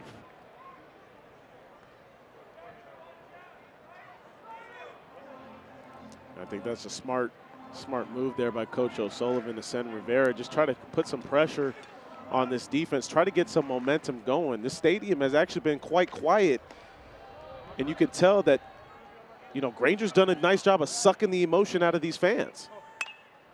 Heyman gets jammed, and he pops it up at Will Brown. 2 down. And that's a lot of what we've seen is kind of that weak contact, getting guys off balance. Granger doing a good job of getting in on the hands of guys, but at the same time being able to get them out in front. This is a Florida offense that has a lot of punch to it, and we haven't quite seen that today because Granger's done a nice job navigating the lineup. Faces Tyler Shelnut here. Remember, he's navigating this as their number 2 starting pitcher. Hunter Viets is their ace. Veteran, 6th-year senior, who Jamie Shoup said I think has a future in pro ball for sure. But they're saving him for tomorrow, coming off a heavy workload of 2 starts in the SWAC tournament. And so Granger gets the number 2 team in the country instead, and he has stepped up.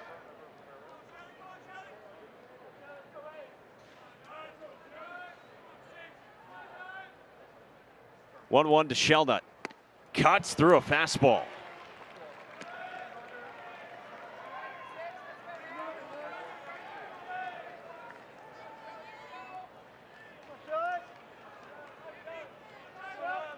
Deep into his night. Pitch count at 94.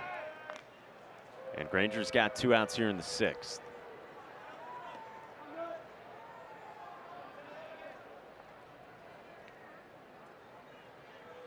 Florida native in his first year with the Rattlers. 1-2. Slider doesn't tempt Shelnut. I think Rivera's got to get going here over at first base, try to get something, try to move the defense a little bit, give himself an opportunity to go first to third. He stays, and it's on the ground. Back to Granger. He recovers and throws out Shelnut. 6 sharp innings and an exhale from Caleb Granger handling the comeback. Hey, heading on a family trip? Hey, heading on a family trip? Hey, heading on a family trip? Hey, heading on a family trip?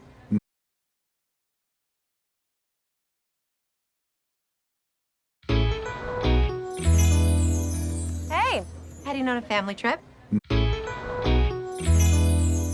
Hey, heading on a family trip?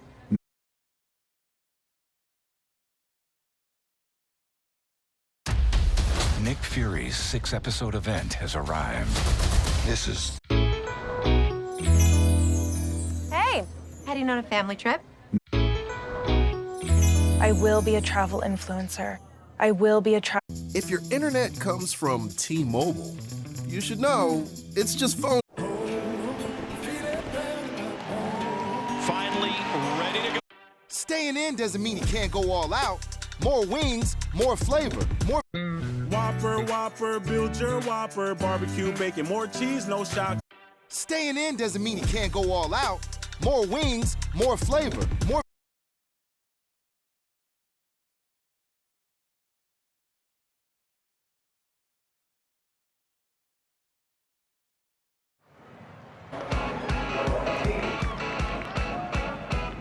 And Rivera clobbers it.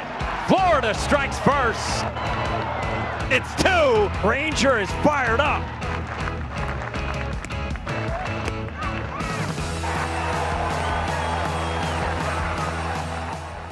Well, Jac Caglianone departs after 6 innings of work, and he gives way to a Florida bullpen that down the stretch, second half of the season, was excellent for Kevin O'Sullivan. They give it to the redshirt sophomore Ryan Slater. Yeah, Ryan Slater, you're going to get that 92, 93 mile an hour fastball. Does a good job of being able to get the swing and miss. The slider is one of his go-to pitches. You'll see that almost just as much as the fastball 46% of the time. 20 swings and misses generated by Jac Caglianone in 6 shutty, as the kids say. Is that what they're saying nowadays? I'm not sure. I'm getting older. 7th inning on the way. Florida up 2-0 on FAMU. And strike 1 from Slater. 8-9-1 beginning with Adam Hader-Mota. Fly out to left and the strikeout looking against Caglianone. Chopper gently to third and Dale Thomas gloves on the run. 1 away for Slater.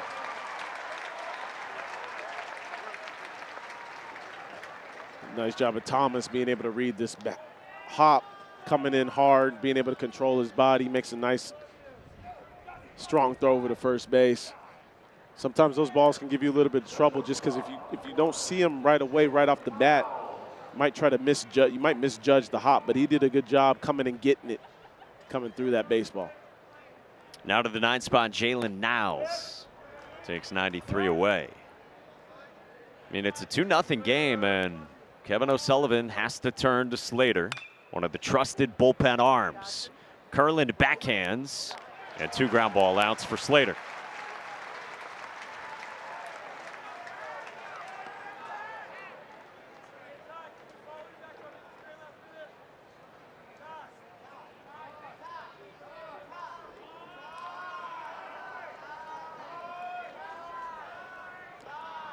Dugout tries to spur on Ty Jackson. Bats with the bases empty and 2 down.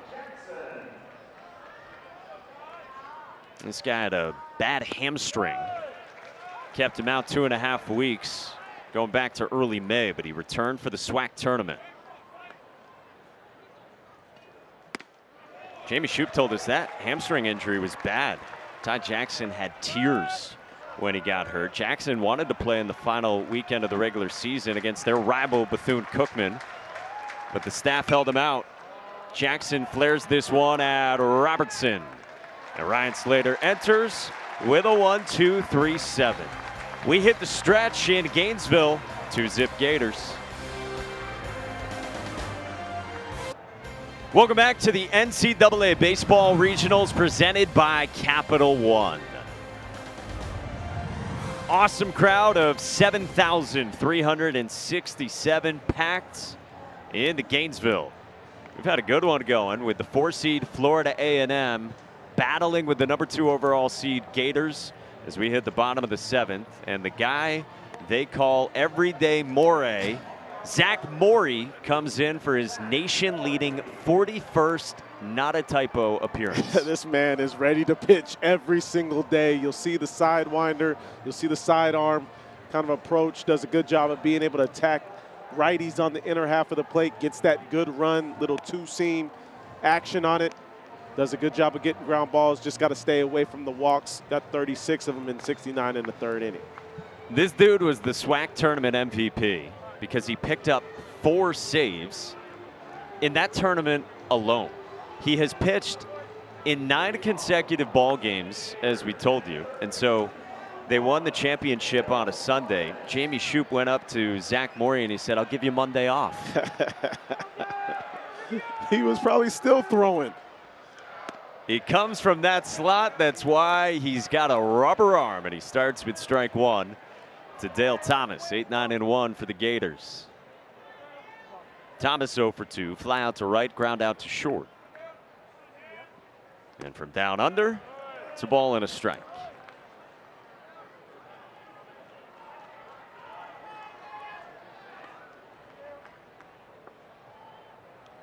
Only 4 hits aside in this game. Breaking ball is floated in foul ground. Greco chases and runs out of room. 1-2. And that slider can be tough, watching him almost has to start behind the back of a right-handed batter, and you can't give up on it. You can expect it to have a lot of movement coming back over the plate, and you got to stay in there. Can't try to pull him at all. It's one of those guys that can feed off of guys trying to pull him. You got to be able to take him to the opposite field. 1-2. Back to the slider, and the frisbee doesn't tempt Thomas enough. That's a pitch that Zach Morey throws a ton.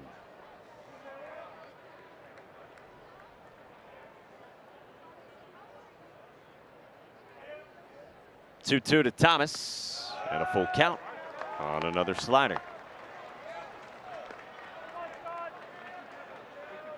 It's almost exclusively fastball slider for Morey. It's a lot of swings going after that slider. 3-2 to the fastball, and Thomas vaults it to center. Ty Jackson, one away. So, yeah, he was busy in the SWAC tournament. All 6 games. And so well over 100 pitches across those 6 outings in a span of 5 days. I mean, it's just impressive, though, to be able to be called upon every single day, right, and to give your team some type of ability to go out there and get outs. That's huge, especially coming in late in this game now against a really good offense. Michael Robertson slices one to left, and a shoot top catch from Jared Weber for out number 2. Yeah, nice job of Weber recovering a little bit. I don't think he saw that ball that great right off the bat. We see him come in eventually. He's able to recover and come in quickly on that ball, make that catch. So 2 down, back to the top for the Florida second baseman, Cade Kurland. Double in the first, walk in the 5th as last time. Fastball pinned to the edge for strike 1.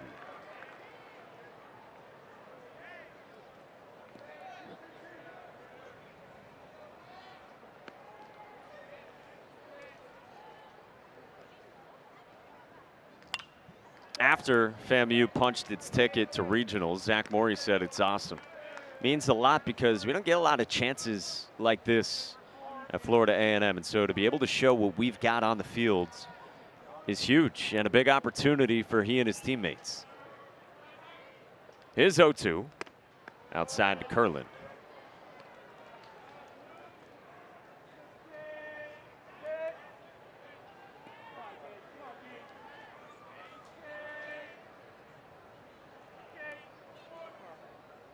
One, 2. Kurland strikes out.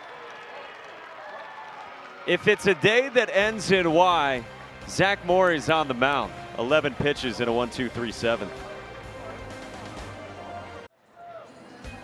There's a QR code. It's coming on the bottom left of your screen. Put up the camera to it, and you can get to Squeeze Play, the home for NCAA College Baseball Regionals. Coverage of all the games going on at one time. They had the Hexa box going, and we got some royalty in the building here, X. Hey, there's my sons. Look at him eating the popcorn. Man, that boy always eating, just like his daddy. Oh, yes. Daihatchi into center, and we had a collision as Michael Robertson makes the play. Josh Rivera at short collided with second base umpire Alex Ortiz. And hopefully they're both all right. Yeah, he's smiling a little bit. He got shaken up at first. How often do you see that? Get another look. Oh, man, that was might have been rougher on second base umpire. I mean, that was a hard enough collision. That's kind of right at the threshold of, is that running into the kicker or roughing the kicker? Right. And I think that's roughing on Rivera. It's almost funny because both of them reacted slower to the play. Whew. And Rivera was looking up the whole time. He didn't even see. Oh, he's smiling now, so he looks like he's all right. That's 15 yards. 15-yard penalty. That ain't a 5-piece. In all seriousness, thankfully they're both all right. Yeah. And it is great to see smiles there. By the way, Ryan Slater got Daihatchi first pitch swinging. Oh, that's what happened? Yes. Our attention, rightfully so, turned elsewhere. All right, this is the 3 spot in the FAMU lineup, Jared Weber. Slater was absolutely dominant in the 7th. 7 pitches, more of the same from him. Being tasked with the late innings behind Jac Caglianone here in the regional opener for the Gators. 1-2. Weber pops it up towards second. Kurland, Heyman, and a shouting match, and it's Kurland for the second out. Yeah, nice job, Slater, just getting that weak contact, attacking the zone, not playing around with hitters. See him jamming guys, keeping them off balance. That's the one thing that's going to continue to happen if he continues to throw those strikes using both sides of the plate. All right, so the base is empty for the cleanup man, Gianmichael Bastardo. Boy, perfect fastball location, just dotted at 93. Slater works quickly. Cut and a miss. 87 on a slide piece, 0-2. Yeah, and he's in a great rhythm right now. You mentioned being able to work quickly. He's got that rhythm going, feeling good, just attacking the zone. And a roller to Thomas. 1, 2, 3 again, this time on 8 pitches. 6 up, 6 down, 15 pitches for Slater. Today's Capital One rewarding performance was loud. 111 off the bat. Well, you got to reward when a guy does this to a baseball. Absolutely smashed the ball. You talked about a big home run early on in this game to give his team some momentum, and they've needed it because they've been shut down the rest of the way. Rivera with that big blast in the first. He is due up here in the bottom of the 8th inning. Langford, Caglianone, and Rivera still reliving that collision with second base umpire Alex Ortiz. Langford climbs in, a walk in, a single for him in 3 trips, and he takes strike 1 from the sidewinding Zach Morey.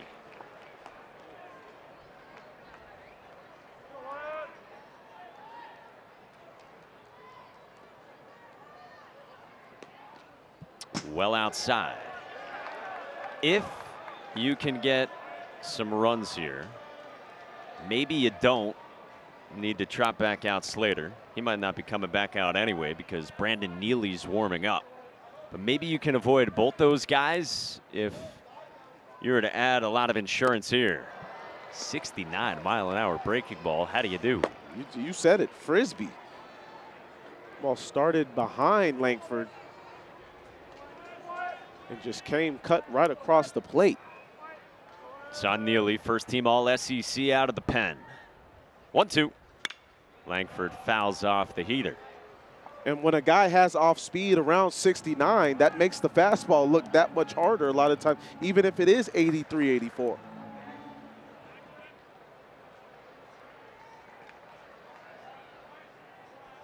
Langford waits on a 1-2. Just off the inside part of the plate with a breaking ball.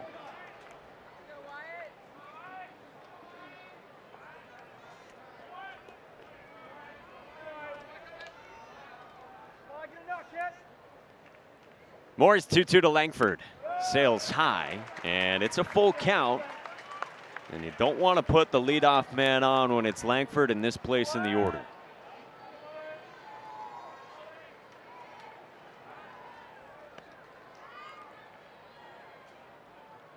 Payoff outside, and Langford is on with his second walk of the ball game.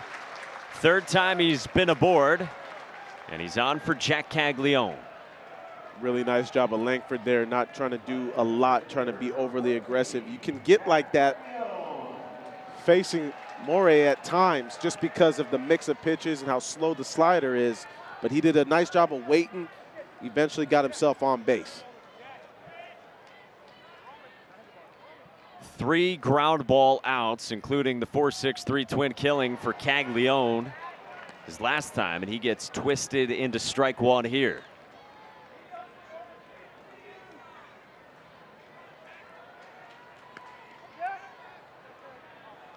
.28 home runs now chasing Charlotte's Cam Fisher. Inside and nearly hit Caglianone.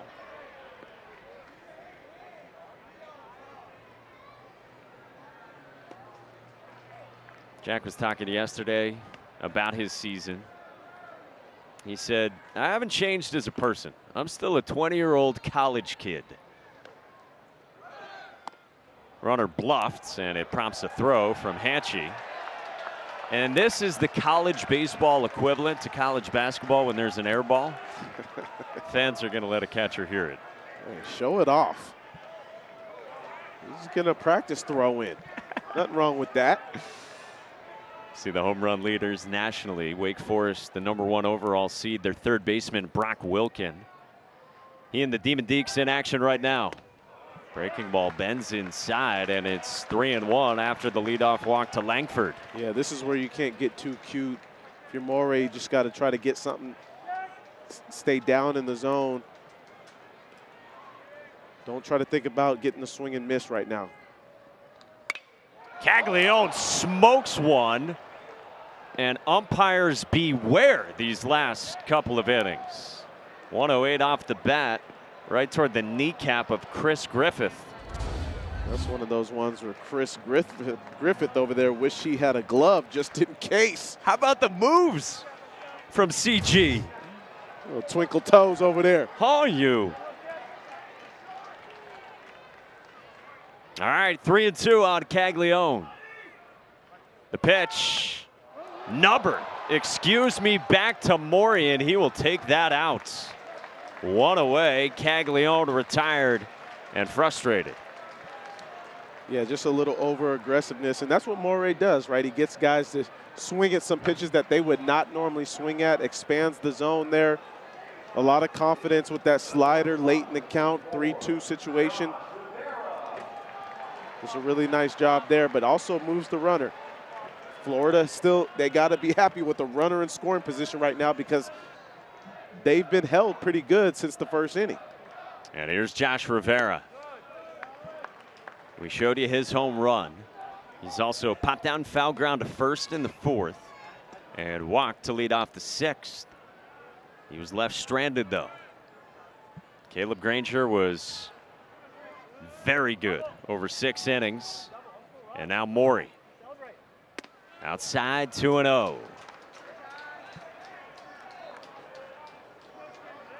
It's a FAMU team that has played against Florida 30 times before tonight. They've won once. They met in a regional in 2015, and Florida won 19-zip. Little different here tonight.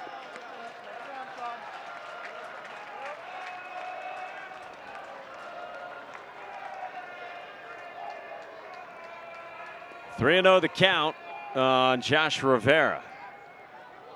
Give him a green light? No.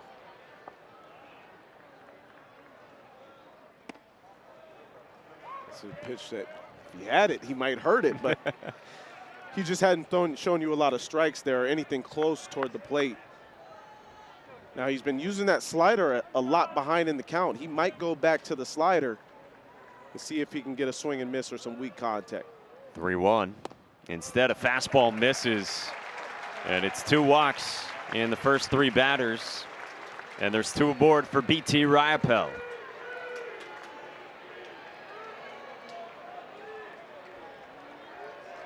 Jamie Shoup will come out for a visit and wants the left-on-left matchup.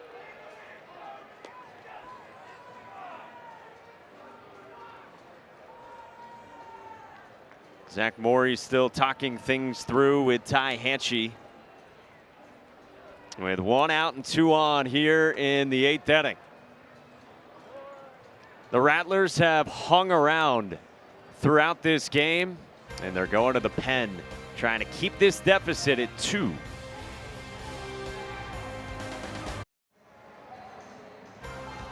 Welcome back to the NCAA Baseball Regionals presented by Capital One.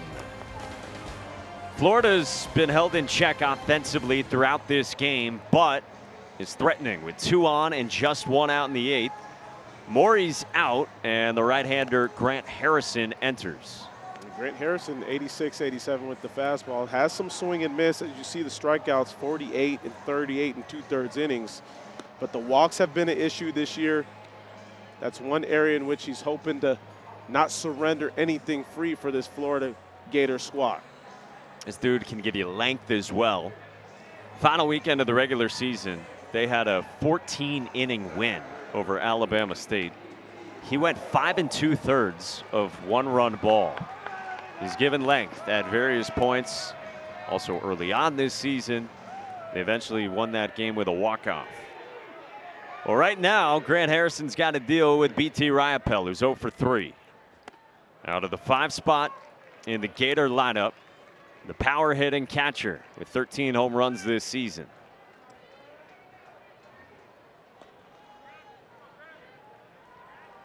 Langford had a leadoff walk, then Rivera walked as well. Harrison's 0-1. Breaking ball just misses the back door.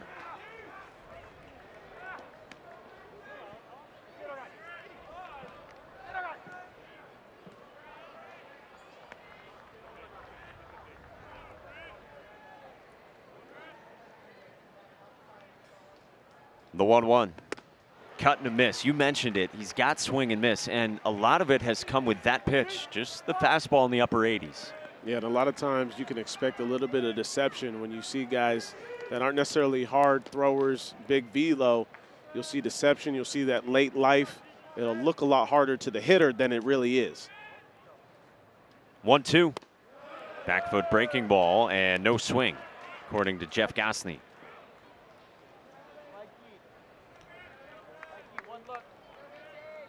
So 2-2 on a BT Riopel.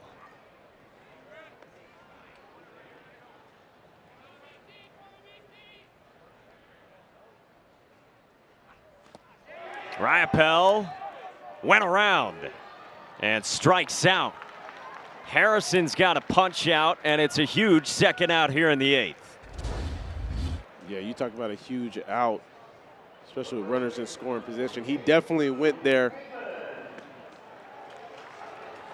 This situation here, runners on first and second. Gators don't know what's going to happen in the top of the 9th. Anytime you can give yourself just an extra run in this case, not looking for the 3-run homer, just trying to look towards using the middle of the field. A base hit could score another run with how deep the outfielders are playing. Hammond goes first pitch swinging off the end of the bat into right, and they will wave Langford around. Luke Heyman adds to the Gator lead. Insurance in the 8th.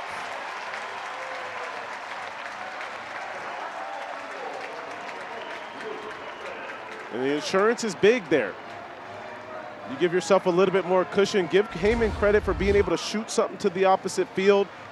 Did a good job of staying on that slider away on the outer half. Was able to just place it perfectly in right field for an RBI.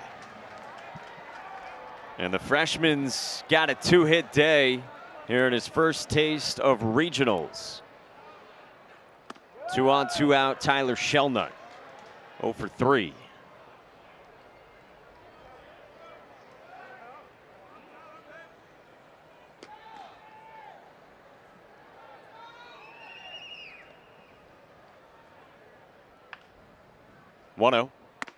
Breaking ball up and in. We're so used to seeing Florida hit with so much power. Those hits right there, the runner on second, 2 outs, those are just as important to be able to scratch across another run. It helps those relief pitchers when they come out, they can attack the zone a little bit more. They don't have to feel like they need to nitpick. They can go right at hitters. That insurance run is huge. And Brandon Neely still looms out there for the Gators, the closer. We've already seen 2 innings from Ryan Slater, but only 15 pitches total. 3-0 green light, and it's floated to right. Michael Bastardo circles, inning over. Florida gets a huge piece of insurance thanks to Luke Heyman.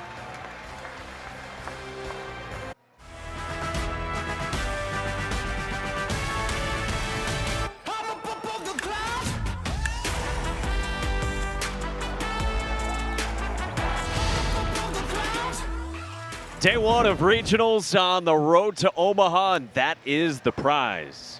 Gators claimed it in 2017. This year, they are the #2 overall national seed, and in their first game, getting everything they can handle from Florida A&M. And so Kevin O'Sullivan here in this 1-4 matchup's got to turn to his closer, first team All-SEC choice, Brandon Neely, with his 10 saves. Yeah, Neely, he can bring some with him, right? He can go 93, 94, normally sitting around there, uses the fastball 63% of the time.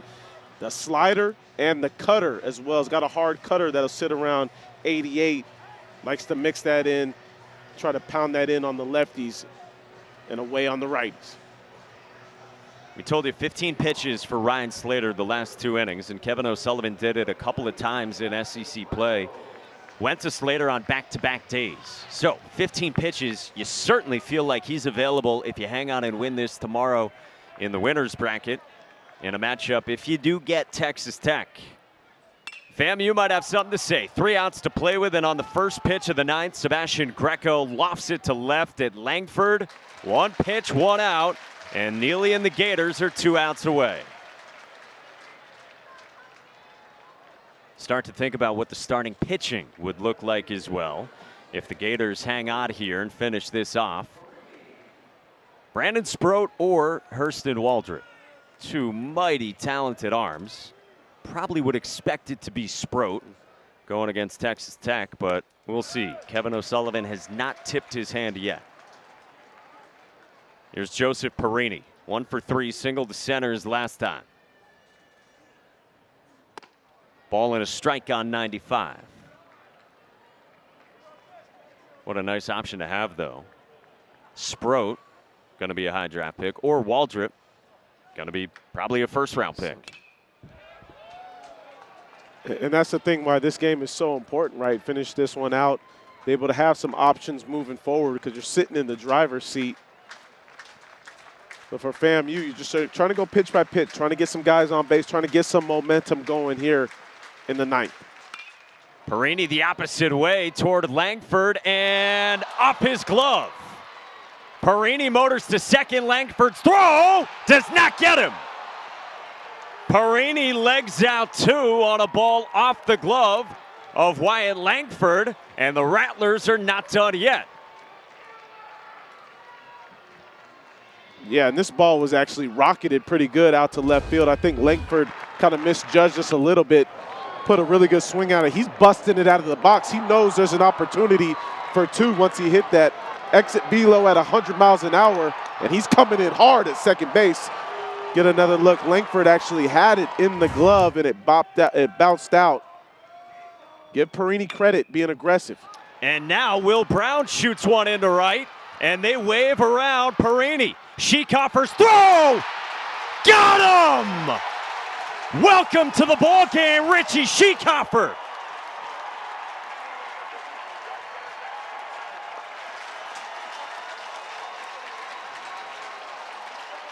Yeah, Schieckhofer did a really good job recognizing that he was going to have a chance to throw him out at home.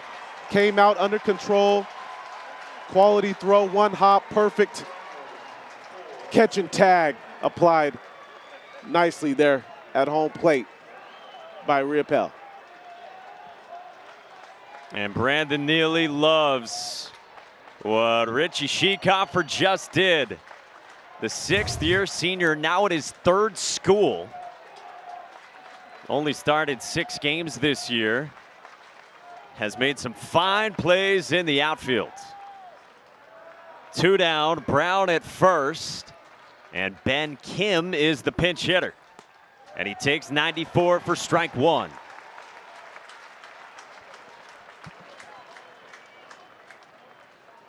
You okay with them waving around Perini there? I don't think so there, just because I think still have to get a couple more hits at least to get an opportunity to tie something up. I don't doubt the aggressiveness. I can't fault the aggressiveness, but I felt like you still have an opportunity with some guys that come up and give you a chance to tie it up. Brandon Neely's ready with an 0-2. Inside with a cutter. Always expressive Brandon Neely was ready to celebrate. Gators trying to get to the winner's bracket tomorrow night against Texas Tech. Neely's 1-2 pitch on the ground, back up the middle. Rivera ranges, gloves, throws to the plate. Riopelle the tag, ball game.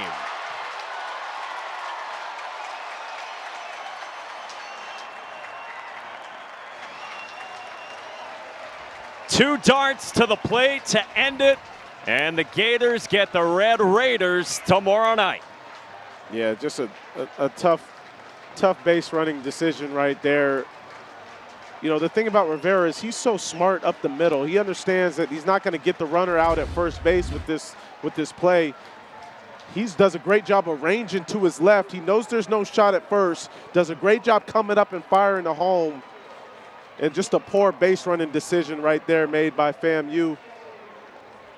Really no chance to even score. You just sending him the whole way without knowing that ball's through the infield. And 2 in a row at the end of the game that proved really costly when you needed 3. Absolutely. And it just shows you how important those plays are for not only defensively but offensively and base running. All of those things are magnified, especially against a team like Florida. So 2 ultra-aggressive sends. And Florida with a shutout to get to tomorrow night.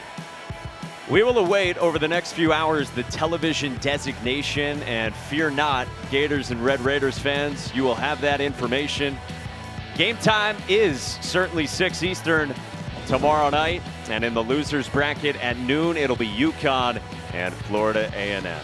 For Xavier Scruggs and our entire crew behind the scenes, led by Sean Jackson and Scott Snyder, Mike Monaco saying so long. Check out Squeeze Play and our ESPN family of networks.